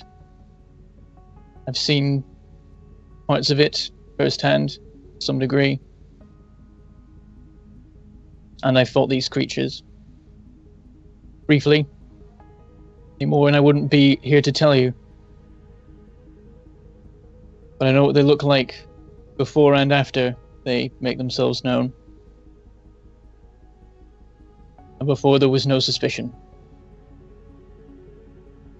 And at what point did they make themselves known? How much time does this world have? They would not take over for a long time yet. They have grander plans that last potentially decades. At this point, it would still be in its early stages, and there might still be a chance to stop it. Would you be able to identify someone, even if they looked human? Quite possibly. But they also employ normal humans within their ranks who've been somehow brainwashed to following them. Could it be that I give Brander a Aina? big, wide-eyed glance when he says someone who's been brainwashed by a Xeno to follow them. is it possible that? Oh, see now, I'm saying by now, but what is it? Binus. Binus, thank you. Is it possible that Binus might be under their control? Entirely. Anyone we happen to come across on that world could be. In its early stages, I wouldn't expect it to have taken over the entirety of society yet, though. We appear to have caught it at an early stage. Very well.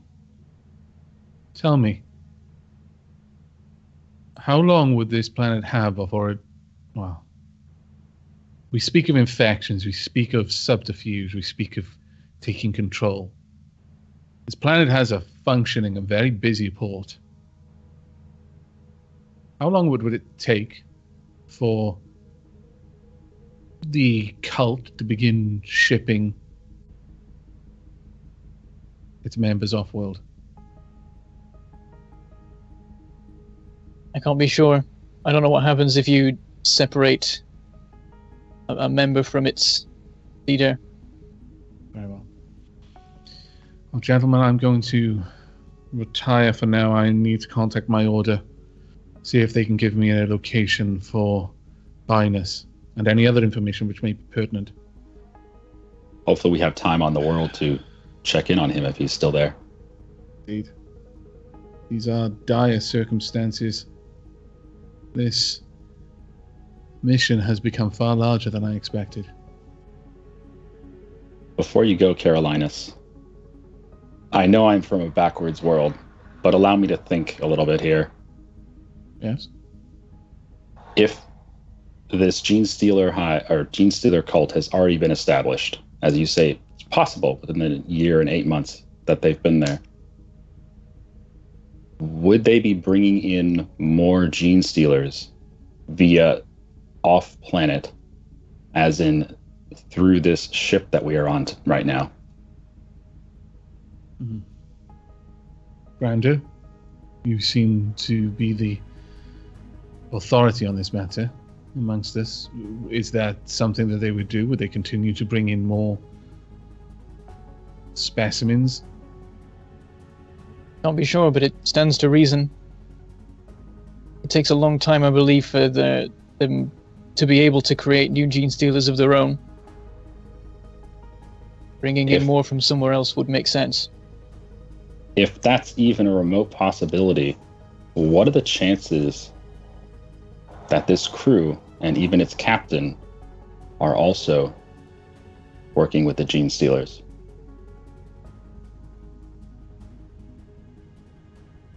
I think if that was the case, we'd already be dead. Silent. I don't think he'd be quite so cooperative if he was acting as part of the enemy retinue. I think he would have thrown far too many. We would have seen one of the wrenches he had thrown into our plans at this point. I've seen no reason to, especially given his connection to Ravon. I don't see any suspicion on him. He's perhaps just ignorant of what goes on in his ship. And to be fair, it is a large craft, but at worst, he's guilty of ignorance. I truly hope you are right. It does seem suspicious that a captain could be so ignorant of so much going on his own ship. What gives me faith in the situation is that in order for him to be so ignorant, so too would Ravon have to be that ignorant, because his connection with Ravon is strong. It's a thick connection, so for Ravon to vouch so much for someone who's such a liability seems unlikely to me. I mean, unless there's just something we don't know about. Well, Cassius, you've spent more time with the captain than any of us. I defer to your judgment on the nature of his character. At any rate, I'm going to retire. I can see no reason to delay my communication to my order. I'll report back as soon as I hear anything. And at that, I move to go. It's like the person at the business meeting. He's like, come on, finish. I really gotta pee. Mm-hmm. I really gotta pee, and my pee will stop the suffering of untold So billions we on the okay world. to, with, you need to make a conversation, you need to check the memory core, you need to check the data crystal. With those in mind, are we okay to fast forward to Eridus Dire? Mm-hmm. Yes. Okay, so to contact your order and to ascertain stuff about Binus, you've got Peer Adeptus Mechanicus, haven't you? Do you mean... Boy, I would hope so. Common Adeptus Mechanicus. What do you mean? Oh, yeah, you might understand them with Peer. Yeah, you have the lore of them, don't you? Yeah. Since you are Mechanicus, I'll give you an influence test at +10. This will be determine what information you get and how subtly you can do it. I'll also need to roll for your subtlety. 33 Nice. with a target of 51. Okay. I like how in the list of all of our rolls, we've had like 5 rolls that weren't Carolinas today. They're all Carolinas. I'm painfully aware of this, actually. Well, it's a Damn it. mechanical episode. Okay. If we had done the interrogation, it would have been even more, so don't worry about it. Yep. Caroline, so you get a response Made one roll. from your order, and it is a profile with an attached note. Megos Binus we should is say that- considered hereticus and should be targeted and brought down any possibility of capture. Should death be an option too, death would be less preferable, but still required. He is to be prosecuted with extreme force and to be expunged.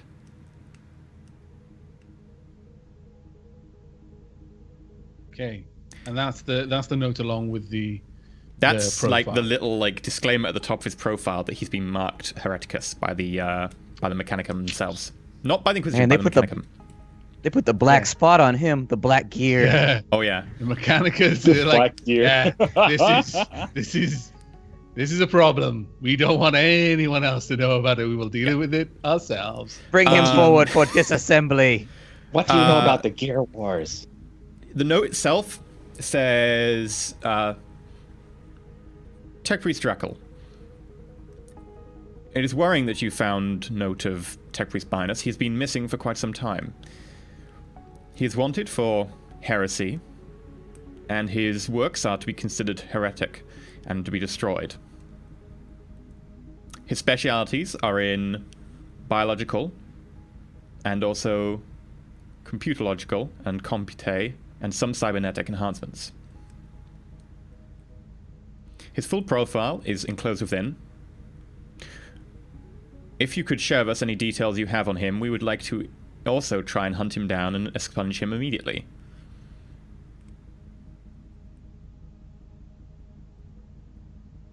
Anything else?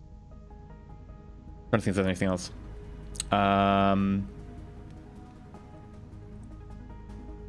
No, there wouldn't be anything else in the note.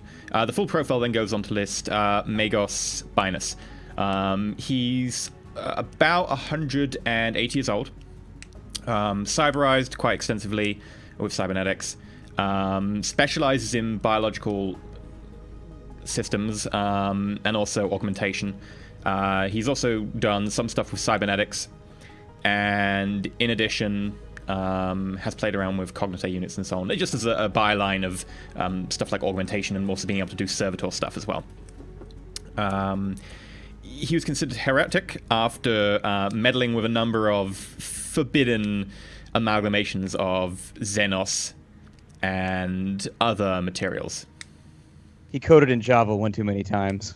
Yeah, We just couldn't forgive him for it. What a heretic. Get on Python and C++, heretic. Okay. People still use C++? Anything else in the profile? Guess so. In the profile, there's a number of more smaller bits of information about him. Number of times that they've heard rumors here and there, but nothing's ever really come of it. He's been hunted. They don't really have any more information at the moment. He's been heretic Is there for any 9 list? years. Is there any list of his augmentations? It's old, but yes. He's got cybernetic arms, cybernetic legs, extensive cyberization of the torso and head. It doesn't list the specifics of those, but it does mention he's got several mechadendrites, including a weapon mechadendrite, Auspex, enhancement to his vision and hearing, and his arms are strong. Okay. Right.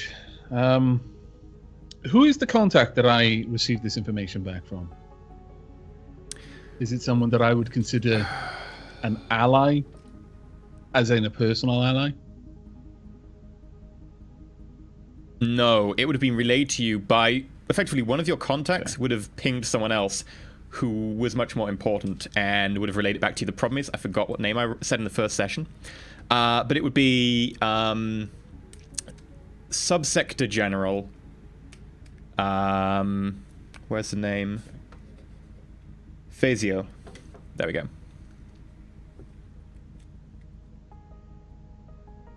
Okay. Can you remind me the? I've completely forgotten the name of basically the Mechanicus security. Basically, a Mechanicus Death Squad. What's the name of their effectively? Oh, their troops. Their troops themselves are called the Scutari. Okay. Very well. Given the request from my order, I'm immediately going to respond that I'm going to respond with we're currently hunting him on that we have suspicion that he is currently on Eridestia and has been active in this location recently. We have felt effect of his meddling very recently, specifically in biological units that are still predominantly flesh that have been used by the tech priest. However, that I am currently investigating and trying to hunt him, and would appreciate an opportunity to capture him. But I will, of course, pursue the Order's interest as a priority. Okay. You send it off. A few days later, you get your reply. Your reply is a mission debriefing, which is a debriefing of Skitarii unit's attempt to force entry to the workshop of Magus Binus on Eridus Dire. It notes that a bomb was attached to the door, which detonated, killing one Skitarii, wounding another. They then forced entry, did a fire sweep. 2 servitors engaged them, which were then taken down. Inside, they found a number of records of heretical devices and works, which were destroyed, including the corpse of a gene stealer, which was held in stasis and had been heavily autopsied. They found evidence of augmentations and work done to another gene stealer who was not present. Oh. And they also found notes that said gene stealer was effectively being heavily cyberized. What? That is unfortunate. Magus Binus left shortly after your ship actually left to Raw. Okay. They didn't find information about where or when Magus Binus headed. However, it appears that Magus Binus took one individual, a hunchbacked, bulky individual wearing very flowing robes that they managed to get on a picked capture shortly before leaving dock. Does it have any information on the ship that he left aboard? No. It appears that however he left the port, it isn't listed by the investigation. Okay. I will relay my thanks for the update, and It notes I will that contact... because you gave them the information effectively, they will keep you updated with their investigation, but they will continue to investigate Eridus Dire. Okay, well, I'll pass back a thank you, especially considering that this person is such a high rank to be willing to keep me involved. It is deeply appreciated. Of note, you probably recognize the name. Subsector General Phasio is second in line for control of the Ambrusa subsector. The Ambrusa subsector is basically the other side of the sector, but it also has 3 forge worlds. It is the main manufacturing hub in the sector. Yeah. It is where the Fabricator General, who controls Asherman, lives and controls the world. They also control all the Mechanicum in the sector. And Subsector General Phasio is basically in charge of the security, Skitarii, the defense of forge worlds, etc. So they have a slightly more military role than General. Okay, well, I'll pass on my thanks for them keeping me abreast of the situation and reassure them that any information will likewise be passed to them. And I will include a note specifically regarding the gene stealers, and that if they have any further information regarding the fate of the final gene stealer, it would be of paramount importance to me. Yeah, they will keep you abreast. Okay, well, with that... It's been how many days? By the time you get that 3 or so message, days? you're probably pretty close to Eridus Dire, maybe like 2 days out. Okay. Well, I imagine that initially I informed the others that I've sent the message, and then that the information, while waiting basically on the information, I reported to them when the information came back that this person is a heretic, and that he's dealt deeply with heretics specifically, and especially I would have made them aware based on his augmentations, and this I would specifically say to Cassius, but in regard of all the group, you made mention once that I had little to fear of bullets. There's every possibility that he would have even less to fear of them. If we do have to engage, we will need extremely heavy ordnance. or it may be a very bloody battle. It would be very unlikely that we could subdue him peacefully. I heard Garrett got a new toy. I mean, will that help? I don't have it with me, but I'm thinking about it. My eyes go big when you say that. Right. As it'll be a few days before I get the next message about things, I don't mention to them that I've passed what I knew onto them, onto my order. Should I do any other rolls for the other things that I was going to be looking into? Yeah, so to break into the data crystal, you'll need to make a security check. Okay. Would I be able to have the captain look for any sort of logs on voice recordings of Captain Verdun while he was on board the ship that I could use? Sure, you can try and compile you something, but it wouldn't really help unless you knew the password. Like, you could cobble together a password out of that, or you could just hack your way in. Well, it would depend really on what. Keep hacking. Would there be a way of me working out what the password is? Basically, you know, like key only cards if you, and things if, like only that. if There are you ways know to it. do it. Okay, I'll just hack it then. I'll try. Okay. Anyway. It'll be a security test, So- and it will be at -10. This time. 82. I will fate that one. Okay. Oh dear. See, he tries to hack security and nobody gets mad at his fate usage, 92. but I try to No, get... an 82. You think you've got it, you spend a few days trying to hack into it, and you think you've got the password, and boop, boop, boop, boop, boop, boop. Incorrect password entered. One more attempt before self-deletion.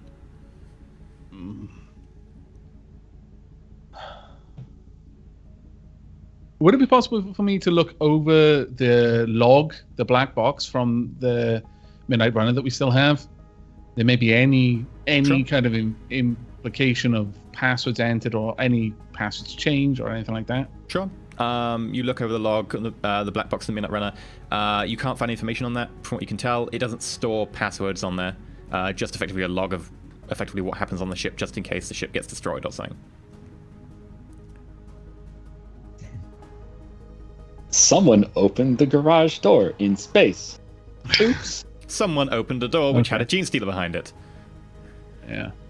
I bet the password... what's Verdun's wife's name and then the year that he was born in? That's probably their password. Chat says Okay. just send 500 million to Black Sun. We're good.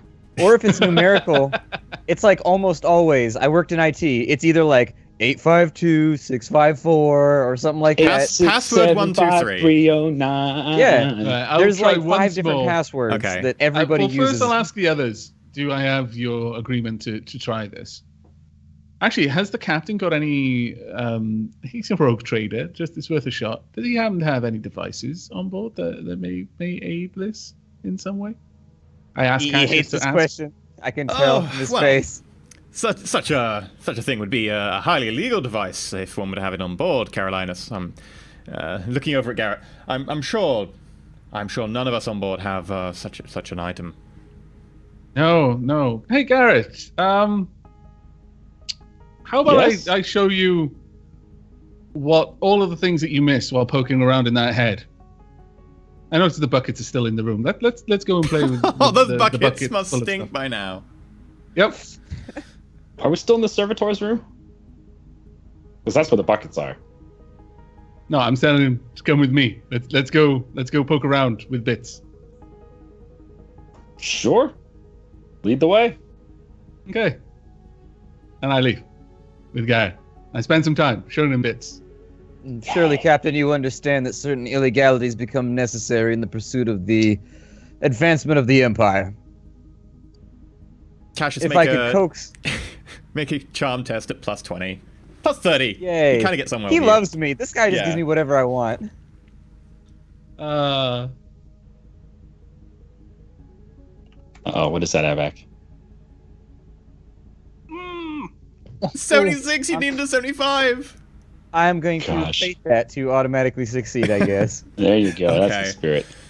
I'm so glad you still have a fate, because Is- if you is- used up your last fate before, I would Honestly. So apparently, since we're going to do a delegation every time I use my fate, is everybody pleased with my fate usage this time around? Yes, Use actually, it. as it happens. Yeah. You don't have to ask permission to use fate. Come on. Maybe I want Lasari to be part of my spy network. Like, who's going to snitch on the captain except for the person closest to him, you know? Like, I'm developing things here. Seduction. It's all part of the espionage process. You can dress it up however you want, but we all know your dick is in that box. No, the point here is to undress it, not to dress it up. Well, So Cassius, I understand what you mean. Just 1 second. I feel like a drink. He walks over to the drink cabinet. He opens it. He then opens another panel at the back. Pulls something out, which looks like a bit of like a data crystal, but it's basically a female to male adapter on the data crystal. So you plug it into a data crystal slot, and then you plug the data crystal into that. He goes over to the desk, plugs that in, plugs the data crystal in, types a few commands in, and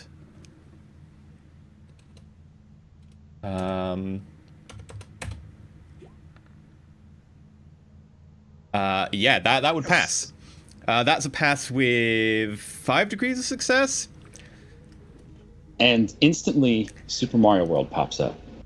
A load of data starts scrolling across the screen, and a picture flies past as it scrolls, which Cassius recognizes as Tech Priest Binus. He unplugs the device, which is now fizzling a little bit with static electricity popping across it, and you can smell like burnt silicon. Unplugs the crystal, puts the crystal back in, and pockets the device. Well done, Cassius. It looks like you managed to hack into it yourself. Whoever knew you had such a depth of talent. Anyway, I think the bridge is calling me, so I'll be back. I just kind of smirk and I say, Captain. Cassius walks away. What does Bentham do at this point? Where's I guess I was there. I just don't do anything. I'm like, yeah, this is happening. Do you I'm messing up by saying anything. You're Brander's pretending no one's Very doing anything interesting illegal. right now. Wow, Brander's- it's taking all my attention. Yeah. I'm Brander's a looking at that gangster, book just again. like me and the captain. He can't help it. He likes that thug life. We don't follow the rules of the Imperium. We do what we gotta do. Yada da da da. I was just reading the Ravener book again. Brandon, make Well, all this has been going on. make a I've scrutiny just check. been Oh, showing goddammit. our dear friend Garrett how basically to clean the slop up after an interrogation. We're literally just cleaning. Brander. Well, while we're cleaning, and I'm making sure I have gloves on this time. I didn't have gloves on when I was showing Brander with the intestines. I was just wiping all my no, pens. really? I You was got just wiping verdun all under my your hands. nails. He doesn't care. Honestly, it can But you take should. days for the smell of that stuff to come out of your skin. Trust me, it's so bad. Well, now you have to deal with that smell. It's a wonderful smell, of course. And I'm going to be talking with Carolinus. We were supposed to have this talk earlier, but we just never got around to it. Someone got their neck stabbed with a fork. You know, it happens. I'm going to bring up the whole thing with Mr. Monkey Man. I'm going to say, Carolinus, I know you're upset what happened down on Row. I am as well. And I do want to apologize for sending you out of the room, but I knew you would have stepped in and stopped what had to be done. Clearly you see that Cassius was under that Xeno's influence. He could not get his eyes away from its busy work. He was fascinated beyond belief. I do enjoy some monkey business. We know. You're married now. Stop it. As Garrett's saying this, I'm just busying myself with basically cleaning up and disposing of this body, which has largely just been left there because I told the camera, yeah, don't touch anything. I need to look at things. And then it was used to distract Garrett, and then it just got messy. Does Carolinus notice that Garrett had poked the eyes in through the sockets and then tried to put them back and it never really fit back properly? He hasn't noticed it now. Okay. I'm silent for a time, and I'm just cleaning. I kind of grunt to show acknowledgement of what he said, and then I'm sort of mulling over my words. But it's clear that my optical mechadendrite is now watching Garrett as I work, and Medicaid mechadendrite is helping me. My mechaductrite is helping me cut into the body, just basically making it easier to clean up. Stapling bits back in just so it's easier to move around and things like that. I understand why you did what you did. I understand the need you saw in it. And truth be told, I can't say that you weren't correct. Perhaps it did appear that we were ensorcelled. Perhaps, in fact, we were. The presence of that creature did create a rift between us that didn't exist prior. My concern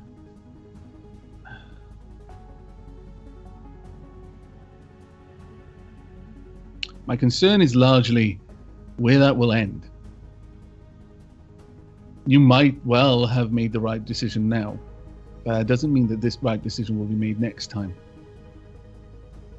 The simple fact of the matter is that creature would have expedited our investigation, and had that investigation been expedited, we might not have needed to interact with the tribe. We may well have just found the creature, been led directly to the cave. If that had happened, many lives might not have needed to be snuffed out from orbit. Truth be told, the witch needed to die, whether we had been there or not, but those following her, perhaps not. And that blame is not entirely yours to bear, though I suspect things would have played out differently if we'd had the Dracaro's talent at our disposal. Still, the manner in which you took it upon yourself to end its life worries me. Honestly, there's no good answer to this situation. You did what you did, and it's done. The only question I pose to you, sir,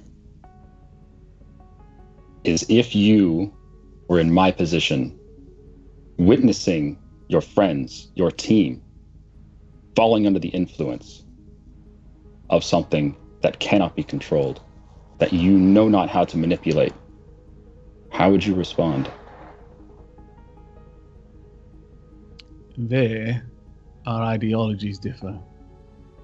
Not everything can be controlled, Garrett. It might seem that way from your world, where things are simpler, but in the worlds that I have visited, and the world that I know as home, not a world at all, really. Control is a very scarce commodity. It's not one I have wielded, nor do I particularly wish to wield. But I recognize that you did not do what you did out of any malice. You're apologizing for something, and I understand why. It seems that Interrogator Khan feels that you did the right thing, and who am I to question his authority? Still, it worries me.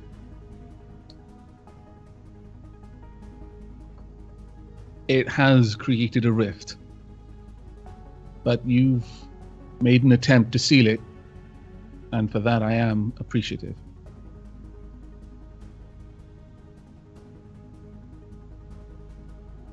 The next time I witness something like this, I'll try to bring it up directly with you. This time... Seem a little taken aback by that. This time, as I sent you out of the room, I tried to directly speak with Cassius. I stepped between him and the creature, and I looked him in the eyes. I spoke to him directly, man to man, about my concerns with the creature, the Xeno. Cassius told me to get out of the way. I refused. He pushed me out of the way. He insisted on witnessing the Xeno's actions. He was not reasonable in that time. But I will attempt to speak to you next time, instead of him. Very well. That sheds new light on your decision. Thank you for confiding in me, Garrett. I appreciate this. We're done here, though. We should return to the group. And I'm not actually done at all. I've just basically had my fill of stitching this thing back up. It's still mostly gore. There's a couple of servitors nearby who've gone to clean it up and then been told to stop, and they're like... Yeah. As we're heading out, if I see any servitors, I tell them, go clean up that room. Exactly. Servitors have stopped mid trying to go clean it up, but have stopped because you've told them to, like, a few days ago. So now start cleaning it up with gusto. They don't care. They don't care about the smell. Yeah, you head back to the room. Flesh is weak. When you get Metal is back, you wonderful. find Cassius and Branda looking over some information. Just a question out of character here. If the servitors don't care about the smell, then how do they know what the people want it to smell like? They're like, it smells fine. It smells like piss and shit in here. Great, we're good. Well, they have a sense of just smell, tell but it's them- not connected to, like, their, like, pleasure parts of their brain. They know what a smell is, but they don't relate that to liking and disliking. We want every room just to smell like Old Spice swagger. That's what we want every single room to smell like.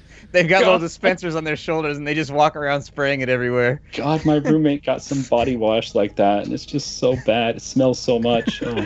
And they always have like the dumbest, like most forced masculine names ever too. They're always like Wolf Bear, Cut Stabber. It's just like, do people really? Stabber. Yeah, Do people I really hope like? it was Cut Stabber, because the alternative that could have been, and I misheard, is even worse. You remember that Oh. meme from, like, I don't know, 1999 or 2000 with this, like, short, derpy guy with these giant, super thick glasses, and he's got a big old dumb grin on his face, and it says "Cunt Destroyer." Oh, dear. That's all That wasn't what I said. I said Cut Stabber. I know. Oh, dear. Anyway, cracks me you up. get back to the cigar room, And and I find holographic Cassius information's there. discussing this thing about deodorant with Brandon. I'm like, should I come back, guys? Is this an inopportune moment?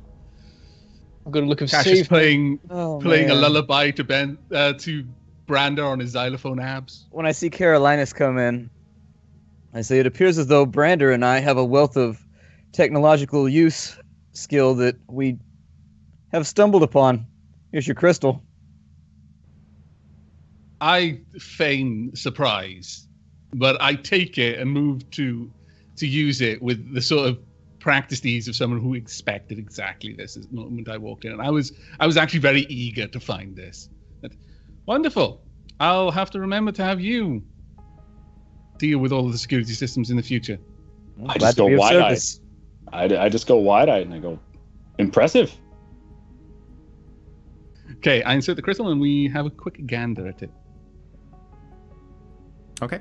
The information on the crystal basically consists of a number of dealings that have happened between Captain Verdun and Megas Binus. Several occasions, he's procured certain aliens through Verdun. Is information on times that they discussed, transactions, payments, items that you want to procure, including the 3 gene stealers. Is pictures of him. Is some pictures of him taken with what seems to be a long lens from further away, of Verdun talking to Binus. It would appear that this is his fail-safe just in case of blackmail. Does it have any information on locations other than Eridus Dyer that they have met and that they've had dealings? Any contacts, secondary or tertiary contacts that they have moved through? Any kind of leads, any names, any places? No, their only meetings were anything like Eridus Dyer shipping those 3 gene stealers. It does mention that Magos Binus also did some work on the Midnight Runner as payment for the first gene stealer, and also did a little bit of work here and there installing the cages and so on for the containment.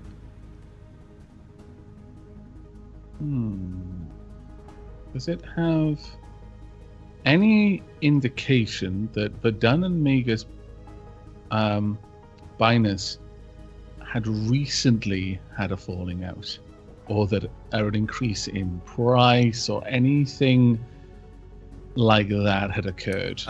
Yes, it does note that Verdun wanted more payers. It was getting a little bit more dangerous, and Megas Binus, having provided the grid, the search grid that the Imperial forces over Ichthium were using, was getting slightly more fed up with the increase in price and had suggested that he would look elsewhere to procure such specimens. At which point, Verdun had discussed the fact that, frankly, he was the only person risking to do it, and he ordered all this information, and he wouldn't want to take the risk of looking elsewhere.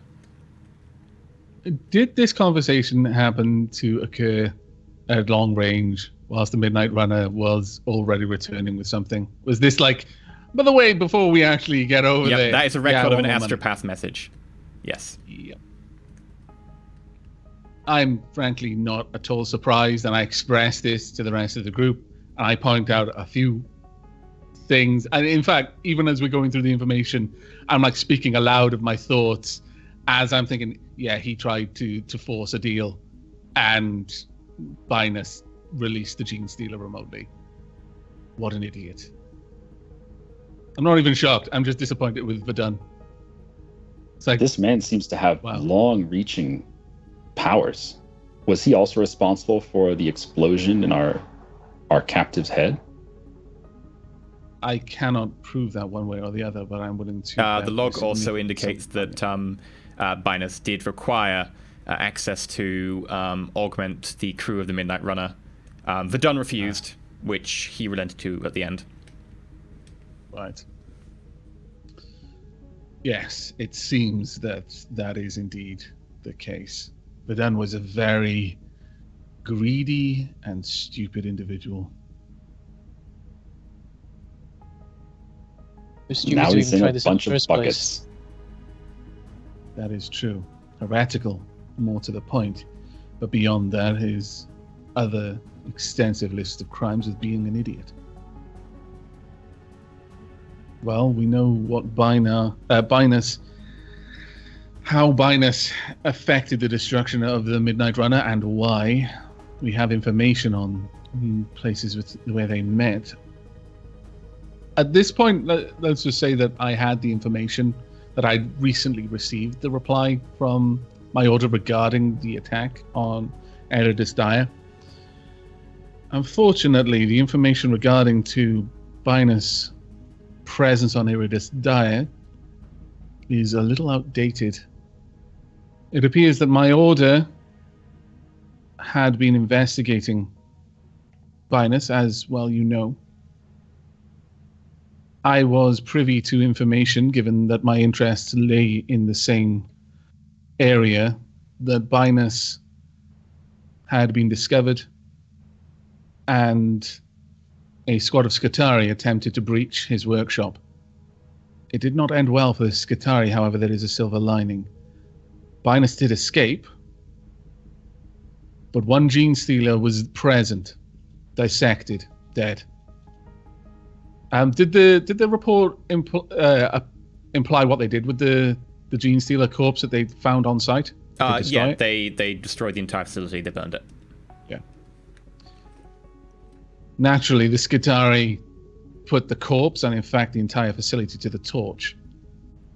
And no doubt that will reassure you, Brander. So these creatures However- were not, in fact, used in the fighting ring. No. It seems that their presence was at the direct request of Binus. He had very different interests in them. However, the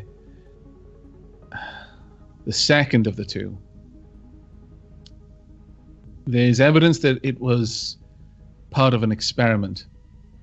That Binus may have used the first to discover the anatomy, intricacies of their particular species, and the second was being experimented on. There are records of heavy cybernetic modification. However, they did not find it at the facility. Sounds like we've got another hunt on our hands. Was there any indication of the information on where it went? Well, he went, that I went off world with a hunched figure, didn't he? Yeah. Yeah. The creature itself, they have no particular knowledge of. However, they have glimpsed footage of Binus exiting Eridus Dire. They do not know upon which ship or where he was headed. That may be something that we can discover ourselves. I have a rough timestamp of his flight from the planet. He left. Oh, go ahead. Is this going to require me to speak with Valoran again? I'd like to follow up and see what happened to him. I do believe we should visit the scriptorium again. Yes. Binus left with a hunched figure. spatterings of images difficult to ascertain. This could be a companion. It could be a slave. It could be something else. And I'm looking directly at Brander at this point. Do you think he managed to train it? Pain can be a surprisingly keen motivator. And I have very little doubt that having taken apart one gene stealer, he would know more about it than Brander does. Significantly more. He could probably make one of them dance to any tune he particularly desired. He was quite a resourceful man. But do you believe he'd be able to make it into this hunched figure that went traveling with him? I could quite easily take your arms off, or anyone else's. I might be able to put them back on later on. I have no idea how easily that would be achieved with a gene stealer, but it is not beyond his abilities. We don't know how he was augmented. That was not in the information that I was given.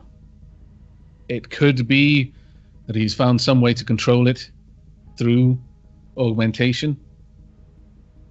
It's quite possible that he could reconfigure its limbs or any other part of it.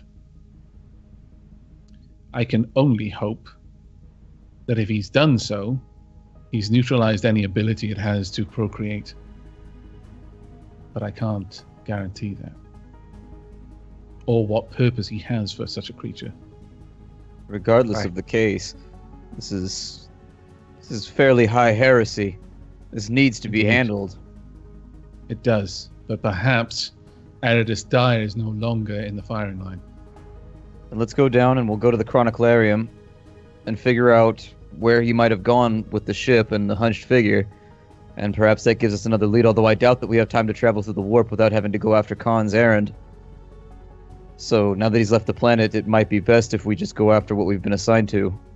After finding out where he went. That they couldn't find any information. They did an in-depth investigation. Oh, they checked the Chroniclarium. You can be assured that they probably checked the Chroniclarium. The Mechanicus are pretty good at going, right, we will just brute force this. This investigation, sure, we'll just read all the documents.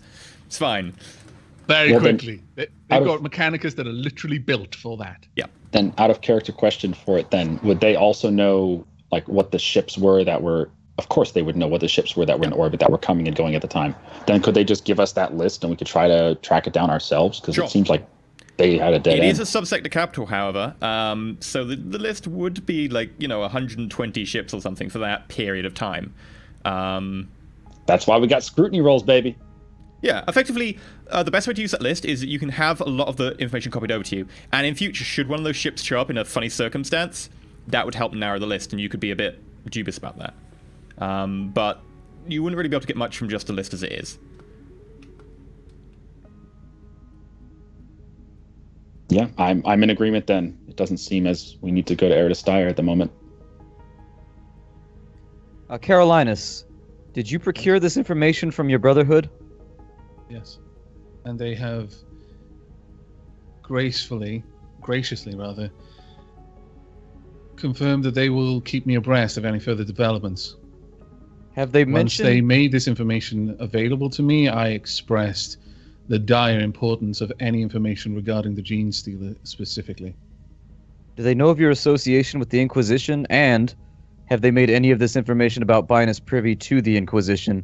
Because I don't wish to anger the Adeptus Mechanicus by throwing their name around too wildly when it comes to verifying our sources to Khan or to Ravan.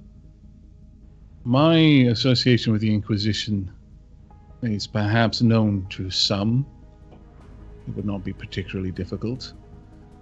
Mechanicus has many avenues to gather information, but I have not made it expressly known to them, no. The phrasing of the way that Subsecretary General Phasio put the information to you suggested that he thought that you were someone who would want to be kept abreast or should be kept abreast. You'd suspect he probably knew you were working with the Inquisition, especially because you I expressed this to Cassius, specifically that I impress upon him how important this person is and that they decided to keep me abreast of it. Certain things could be assumed. Very well. However, I I have not spoken directly of my association with the Inquisition. You've got a secret admirer. I merely wish to confirm that I would virtually guarantee that if we file a report about this, Ravon or Khan will ask us what our source was, and if the Adeptus wanted to remain left out of it. I just wanted to make sure that we weren't alienating you from your clan. Perhaps the best way to handle it then would be to let Carolinus inform Khan. I will be honest. He is, of course, my superior. I gleaned this information through various avenues that I have with the Adeptus Mechanicus. The information was passed along to me through those. If he requires any further information, I will, of course, offer it willingly. What I meant was that instead of any of us three sending the information, that if it comes from you, then you would have the privacy to speak with him personally. That is very generous of you. I thank you. Okay, so you're going to go straight past Eridestai and immediately divert on. Assuming that everyone here is in agreement, but Branda hasn't said anything yet, so Carolinus would we have be to go looking for by. him. We have to go by and uncheck the box that says Exterminatus. Just make sure that that's not checked. Can't forget Bring that. out the little hollow. I look to Brander, and I say, it seems as though the group has decided, but you appear to bear a particular chip on your shoulder regarding this endeavor. So... What an undiplomatic way of putting it. Yeah. You got a chip on your shoulder, mate. I want to sort that out. I will defer to you. If you wish to investigate further, I understand you have something at stake here. I think without the gene stealers being on the planet, there is little danger. I think that if all the others are dead and that one is elsewhere, then I think Eridestai is safe. Very well. Let's go find this pamphlet or book or whatever it is that our dear overlord has seemed to misplace. Okay, It's very fortunate. Cassius, perhaps you can signal our receipt of the mission from Interrogated Khan, and that we are going to afford it our full and undivided attention. Consider it done. I cast a glance over at Carolinus, just whisper, "Ruinous powers?" Well, the second you said the book was called the Book of the Four, out of character, I was like, what's going on right here? I mean, you do have knowledge warp, so... But you said that didn't count before, in the first episode or whatever, you said that, that would encompass the knowledge of how the warp works and stuff like that, but it wouldn't allow me to be like, oh, I know stuff about Tzeentch right now, because even to Psyker, yeah, you wouldn't know, that would be protected information. You might not know stuff directly about Tzeentch because it's not forbidden. Oh, it's forbidden. You might know that. It'd be like a case of testing. You would know that the ruinous powers exist. You would know effectively that they're maybe 4 aspects, possibly. The rest Would of that I stuff have will the be same knowledge since I've got Forbidden Warp Yes. as well? Yes, you would have... You want to have a super awesome tea party and talk about the ruinous powers? As it happens, no. I like the fact that I'm only slightly corrupt thanks to your psychic influence. I want to keep it as low as possible. I want to talk about the gracious gifts of Papa Nurgle. That's all that I want to talk about is what he wants to give you and how he wants to help you. Captain Valentine just vents the air in this room into space and you will die. That's how... This is literally why no one wants to have any crazy monkey sex with you. He's Space Santa Claus, but with AIDS and diseases. He's not Space Santa Claus. You wonder why the servitors are spraying deodorant on you, Cassius. It's because you've nurgled too much. It's not actually deodorant, it's disinfectant. We It's nurgle really hard. strong. Caustic stuff. It's going through your clothes. We nurgle Holy hard. bleach. Holy bleach. So the book was shipped out and was then contained in a full-on batch of books going from Xmas Pandara to Cia Copia. It went to a library called the Library of the Emperor's Divine Light. Most of the libraries on Cypria are named Library of the Emperors and then a certain aspect. So it's shortened to Light, colloquially. So the Library of Light. But the full name is the Library of the Emperor's Divine Light. It was contained inside a shipment of books, the shipment of which was 27A, and was received approximately 2 weeks ago by the time you get there. It takes you about another 6 days to get there. Favorable warp tides allow you to get there relatively quick. And you have to say goodbye to Valentine, as Valentine has other places to go unless you need to keep his services. Before we go, though, I am going to corner Valentine and just thank him so much for that Norian wine and ask him if he had another bottle, because I kind of went through it already. Man, the I'm going. alcohol. I would give you a gift, but I'd rather one for myself, honestly. So you got Let me just stop you there. I've taken the liberty of having servitors include an extra 2 bottles in your luggage. Oh, you, sir, are a saint. My man. Don't worry, it's the good stuff.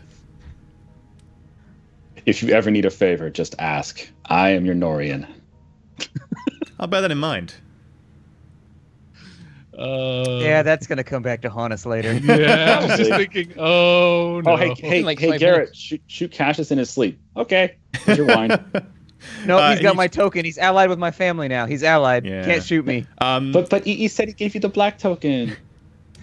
That was an unfortunate turn. Yeah. Although that would have been very interesting for storyline That'd be a purposes. very Oh, funny yes. turn. That would have been. That would have been I an thought he oh was gonna- shit moment. I thought he was going to table flip. That was going to be I'd fantastic. save this for the after show now. Garrett, yeah, he shakes your hand, and you get aboard the lander. Next in line comes Carolinus. Carolinus. I have to thank you for going through the servitors. I've taken the liberty of removing their memory cores and having them contained aboard your shuttle. I'm sure I'll find replacements from someone who isn't as touched as the person we had working on them last time. I can only offer my deepest regret that one of my order has inconvenienced you in such a way. Well, don't worry. I can only offer my deepest regrets that another trader has inconvenienced the Imperium in such a way, and you've had to go and hunt them down. And of course, remove my midshipman. So, bads on both sides, I believe. It was a pleasure meeting you, Captain. A rare Pleasure meeting you, Carolinus. And I've taken the liberty of including a bottle of Amasec on board. I did see you drinking one earlier. And I've also included a certain little bit of a special thing that I tend to get from the priesthood, which you might find of interest. Thank you very much, Captain. It's always a pleasure I'm to meet a clearly talkative member. intrigued. And my mechadendrites are kind of reacting a little bit more, Okay. like they're perky and like slithering around in the air. He clasps you by the hand. And I make a great effort not to crush his. An effort I don't really afford many other people. you note you can't. Oh, I'm not even trying. How would I note I can't? Because he gives you a little firm squeeze of his hand on your arm. And I and feel you know- feel my metallic knuckles go. I You note knew that you it's statted him. rather tight. He gives you a wink, and then pats you on the shoulder. As you get aboard, by the way, you look through your luggage, and you find that in addition to the bottle of Amasec, is 1 dose of sacred unguents. Ooh, Wow. that is actually pretty awesome. Wow. He moves on to Brenda. Guy. Yeah. I'll make the Aquila and bow. Now, Brenda. Is there anything I can do for you? I notice your accent seems a little bit familiar. Really? Yeah, he's from York.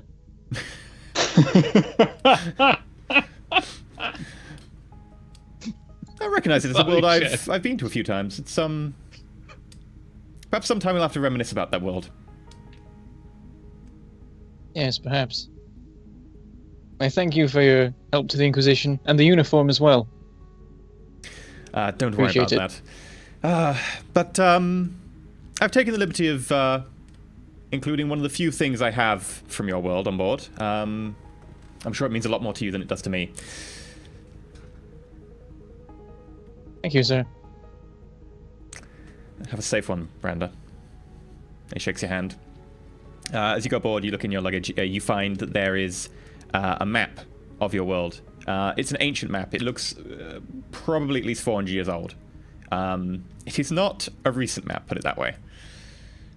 It's relatively recent in terms of Imperial standard, but it's been updated a few times since. But it does show your world as it once was. I take a while to And look there's at no it. more. Constant journey. reminder of your failure. Yeah, on the back is LUL, all caps. God, you guys are horrible. The extermination of an entire people reduced into 3 words, mocking. Oh, Cassius. He goes up to you and next goes, Cassius. Ah, He gives you a big bear hug.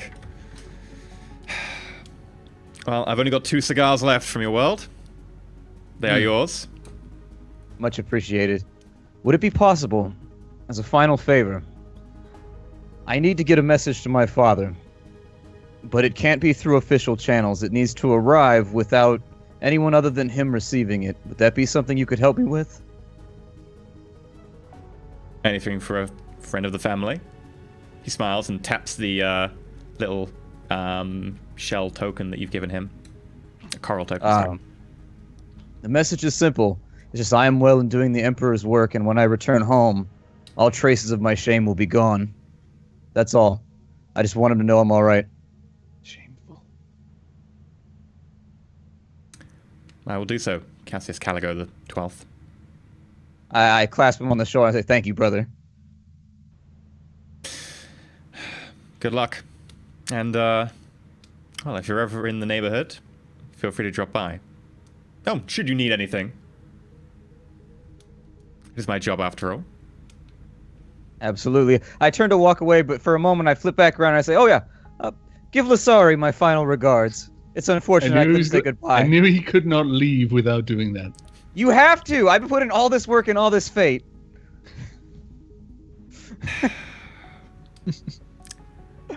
I will do so, Cassius.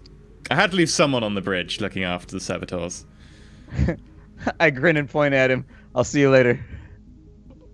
Until next we meet.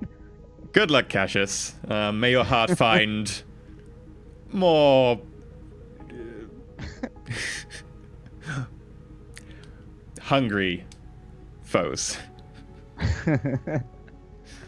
And while we're loading stuff on the ship and they're having that conversation, I give Brander a nudge and I go, hey, did you get her number? Oh, The number of what? Kills? It's too bad. She might be contacting you. I wouldn't be surprised if you get a little message from her in the future. maybe we'll meet them again. Why, he's practically Who been a knows? cold fish to her the whole time. Yeah, he's the hard to get type. Oh, and before you go, I was just wondering. I know a few of you have mentioned wishing you had your own shuttle over a period of time. I would need a few payments on it and so forth, but do you want the one that you're currently in? You are currently in the one that you took down to the planet last time.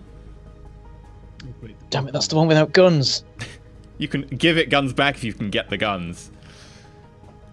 Fair enough. Fair enough. Yeah, okay, we'll take it off. Yeah, we'll take it for you, fair enough. No charge. No charges. We'll get rid of it for you. Don't worry. I take a look around and say that would be greatly appreciated. I'm sure the Inquisition will cover the payments. In out-of-game terms, it would cost you 2 points of influence from any of you, or 1 point and 1 point from any of you. It's effectively a 50% discount. You mean burn a point of influence? Yeah. Ah. So wait, do we have to burn a point of influence, or do we just get a free ship? You would have I'll to do it. effectively I'll be the payment. I'll burn 2 points. I can Okay. burn one Really? as well.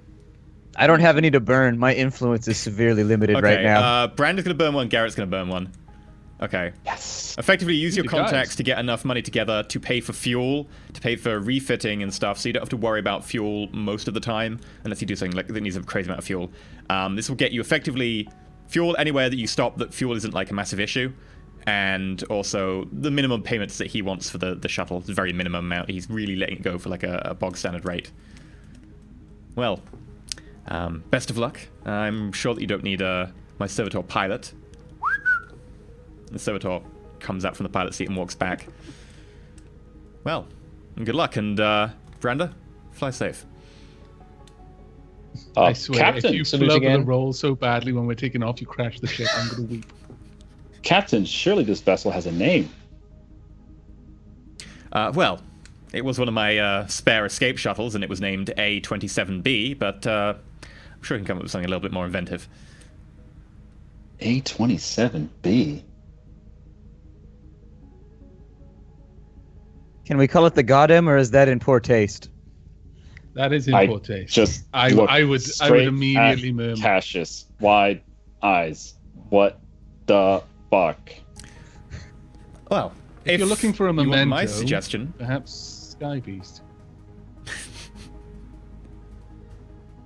Sky Beast! very well. He beckons over to a couple of servitors who run forwards. Quickly just put the name on the side. And they just get a spray can, get a little, like, tiny little blade and a stencil. 5 minutes later, big golden letters down the side. It says Sky Beast along the cockpit edge. And see, the nice thing about this is once we're all retired or dead or whatever, then whoever's left alive, we can open up like a fish and chips shop and call it, the Sky Beast and whatever, and established 1857, 1,000 years in the future, whatever. It'd be fantastic. Okay. And, It'll be like tourists coming up and say, Cinco! Cassius special catch of the day! We tell them it's clams. It's not clams. It's tribes people. Butchered. Oh, wow, that turned dark very quickly. Oh, Lightly seared. wow. Freshly lanced. With that, the back closes up. That Branda was takes the brutal. ship That was up savage. and heads down to. After the door shuts, I take a while to sort of stand about and look around and put my hand on one of the walls, and then I get down into the seat, adjust it a bit, and as we set off for the first time in a good long while, he has a huge grin on his face. Oh yeah. And you head down to Cia Copia, a world which is full of hives. It's the first time we've been on a hive world in this campaign so far. And Garrett is awed. Fascinated. Yeah. Yes. This is why I'm in the passenger seat. Well, I can congratulate Garrett that he's got his own lady now, but holy crap, what's going on down here? What's the hive world look Congratulate like? yourself that you've got Yeah. your own lady now? What? No, what? You said congratulate Garrett. No, I meant I meant Brander. My Well fault. done, me. This is brilliant. Well me. done, me. Thank I you, did me. so good today. Hey, thanks. Yeah, I've got the little, inner voice monologue. Got to talk to myself, little Me, Cassius, are devil on my shoulder. Oh god. Anyway, what's it look like? Large stretches of a fairly barren prairie-like land are taken up by giant metal edifices, covering vast amounts of the landscape. You have not seen anything quite like this. I mean, as you begin to come in, you might go like, "Oh, that must be some sort of weird ocean. That must be some sort of weird ocean. Is it a giant rock?" And then it turns out, as you get closer, that there are lights and windows and spires, like radar dishes and antennas all coming out of the top of this.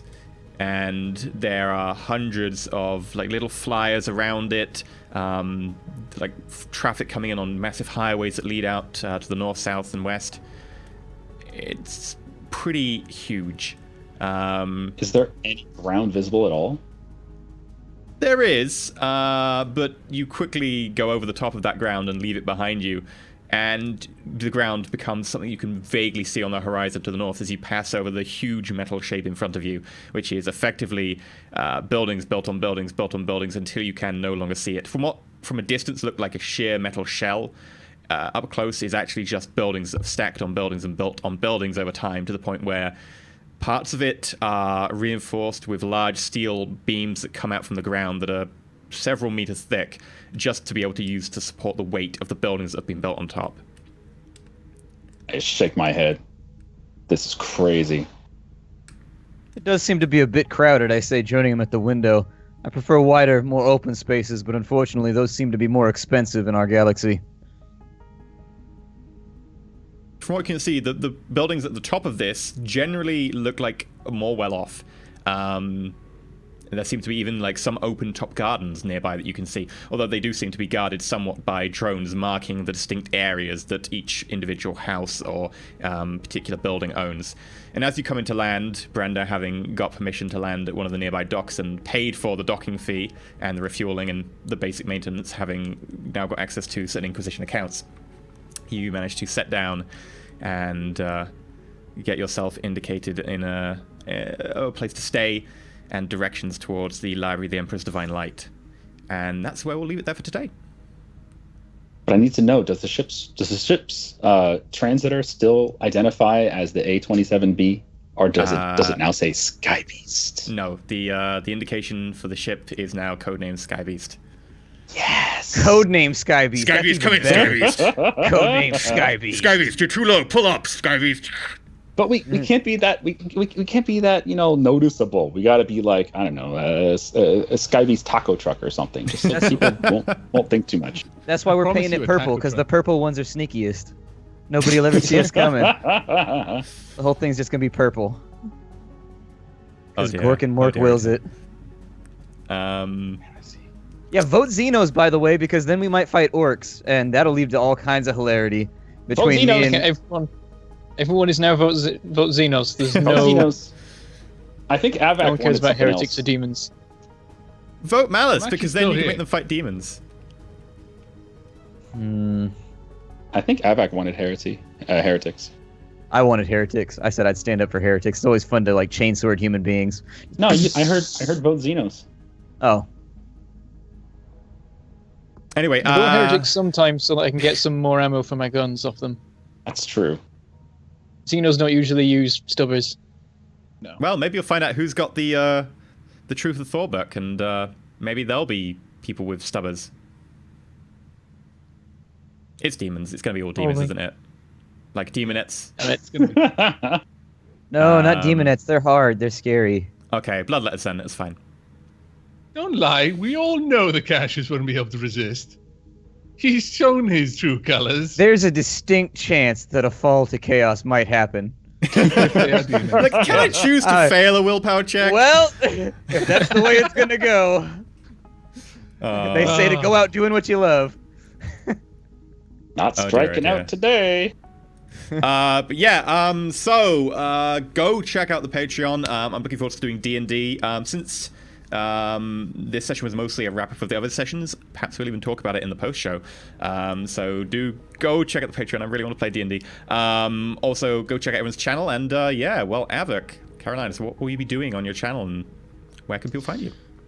I am on YouTube /Avac, on Twitch /Avac, and on Twitter as displayed on this beautiful overlay that he crafted, that he had several Forge Worlds dedicated to for decades. I mean, the sum of human lives that this overlay cost is Millions of Forge Word children just working their fingers to the nub. I mean, the skull down there on the R, like, we had to try about 200 before we found one that fit just right. Bring in another prisoner. Blam. And only No, child that was skulls not the would right fit. shape. Bring in Okay. another one. Right. Blam. Actually, but Well- because it's not got particularly flared cheekbones, like, it probably would be more of a child skull. At the moment, I'm currently playing Stardew Valley on YouTube. I'm also playing Halcyon 6, which is going better than I expected. I thought I was going to lose by now, but I'm still going. I'm not going to say strong, but I'm not dead yet, at the very least. Also playing a little bit of Rogue Wizards, and coming towards the end of Act 3, being in mind they're only 4 acts in Zombie Night Terror as well, which is pretty cool. And I've got a couple of collabs going as well in the form of Divinity Original Sin 2 and Terraria. Sweet. Busy Avac. Busy Avok indeed. When you're not duking ferrets. Bentham, Branda. Yes. All right, I am Mangled Port Gaming on YouTube, just for confusion, and on Twitter I am Bentham Plays, and I'm currently doing Rodina and Factorio. As before, I've not got many videos done, but I have some recorded. Videos will actually come out for once in the next couple of days, and the theme is murdering millions of aliens in all of them at the moment. So vote Xenos. Also, might be some KSP soon. There's a new update coming out. Do it. I do that thing. Ooh. Satellites now and stuff. Also, his name in Factorio is Dances with Biters or trains with roundabouts, depending. That sort of thing. Oh dear. Splat, Cassius. Is Shen crying? Is he okay? I'm just remembering every time I've ever played with Bentham, it's always the same story. It's like, yeah, I'm gonna have stuff to release, I think. No, I didn't release anything. No, I think we're gonna have some stuff to release. I've got videos, they're ready to go. No, I didn't upload anything. No, I did not release anything. Are you Been a releasing very stuff? busy couple of months. Okay, good. I mean, look, Busy in a he's good way. here, and that's the most important thing, right? That's true. That's true. It's the only thing I'm consistent with ever. Oh yeah. Sorry, Splat. Oh, it's fine. I brought it on myself. I'm at Splattercat Gaming right now, and there's not really anything going on. It's kind of a dead season right now. Like, I could try to get you hyped up and be like, yeah, things are but no, there's just nothing interesting right now. This is not the season for gaming. No, with that attitude, it's not. Shen, is it the season for Red gaming Bull for will you? It's the season for gaming over here at Shen Plays. Fuck, I'm playing Civ 6 like every fucking day. Yeah, you can have my viewers. I don't care. Take them. It's all good. It's fun. The single player aspect is not there though. So if you're looking for like single player stuff, it's not going to be that good. But for multiplayer, oh my god, it looks amazing for multiplayer. Anyway, Yeah. I'm playing Civ 6 a lot. I'm also playing Tropico now and then. If the over on netcode holds Twitch. up. Oh, if the netcode holds up, yes, that's that. There, yeah, we'll see. But I know. I'm sorry. Anyway, you can find me at YouTube, youtube.com/Shenmue2, because Shenmue 1's dead. And you can also find me at twitch.tv/Shenmue. I stream every day, 8 hours a day, 9 a.m. Pacific. I'll see you there. Awesome. And for myself, What about you? well, thank you very much for asking, Avik. There we go. Someone asked me for once. Yay! Almost getting extra points. I stream Saturdays, but mostly it's videos on YouTube. YouTube.com/Elysium. It's pretty easy to find me, no underscores or anything. And I'm currently playing Divinity Original Sin, Endless Space 2,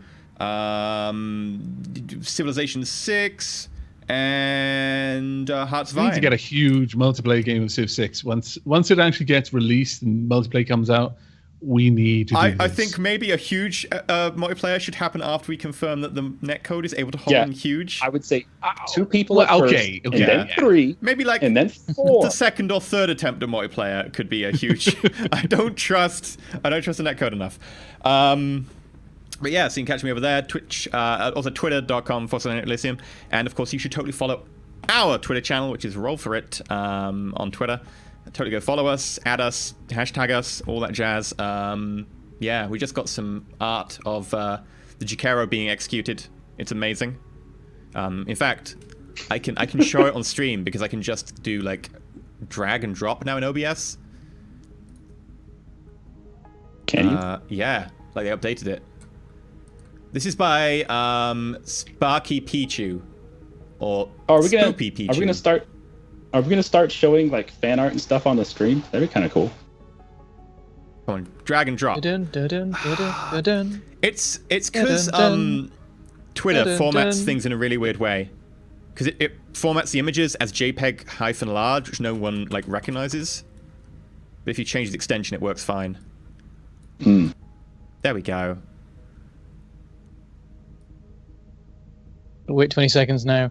Yeah, it'll show up eventually. The wait has begun. There we go. So how is everyone? It's beautiful. Oh, you're a monster, Shane. You're such a monster. You're such a monster. That is everything I hoped it would be. I'll be completely honest. PETA's gonna shut us down. No hurt. No hurt. Give gifts. But yeah, thank you very much to Sparky Pichu for that. Maybe we should put like a little compilation of like the few fan arts that we've got so far together. Yeah, and play it during the break or something. Oh, yeah. Just to comment on that real quick, if anyone wants to submit fan art, you're totally welcome to on our subreddit. I mean, Oh go yeah, for totally. it. Go to the subreddit and Love chat for about like the what you think the background like arcs are and who's gonna be a heretic and so on. You should tweet it too. Hashtag Roll4It. We'll be looking for it. I mean, it'll show up. So, Or by all means. become a Patreon and get on the Discord server and chat about it there. then you can post it like on the wall there, and it'll just like stay there. Yeah. No one had remembered Master of the Fuel's Binus. Not a single person. I was looking on the Reddit and was like, will anyone remember this name? No. Everybody thought it was going to be the guy from the first episode that gave us our forged IDs. Yeah. Everyone thought everyone it. did. And because we all thought it, that's all we were looking for. Yep.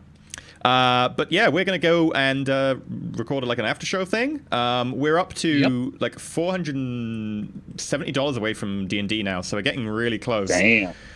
And honestly, I don't care about the dollars. I just care about the D&D at this stage. I'm like, I want to play D&D. I want to not be GM Just for a want to be a session. bard. Right, you heard it here first. He doesn't care about the dollar. We Yeah, get his shit. that's going on Twitter. There we right go. now. No, that's one of my Not bad split songs. between It's four. not about the money. It's a 4-way split now. You fucked up. Oh, yeah. no! Apparently, you're independently wealthy. All right, Yeah, money yeah, bags. I'll take your cut. He's in for free now, boys. Man, we'll be like GMing Fantastic. in like 2 months' time, and I'll be malnourished in here like. You guys ever play like Sid The Meier's flag in the Pirates? background will just be burnt. We'll Yeah. just be rioting in his house. There's guys Yeah, that like eating the cats flag. running around with rifles. Oh god. Murlocs just poking him with spears.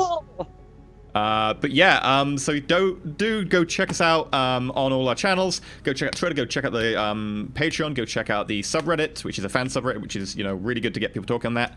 And we're all active on most of those, I believe. And next week we'll be back on here, same time, same place, 8 p.m. BST, midday PDT, and yeah, hopefully see you then. But be on the lookout for Heretics, and of course, go check out all the fun Patreon things, including the vote. Bang, bang, bang. I believe Take them out. we'll also have people at a certain name tier will be starting to appear on this end slate thing, so you'll be able to see people who support us on Patreon at a certain tier will be showing up here in the name slate, and we'll be like, thank you. But yeah, The Hall of Honor. there might be that sound effect. Remember- We might have to just clip that. Remember to report thought crimes. Yeah, report thought crimes and tyrannid crimes, and just remember to roll for it. Until next week.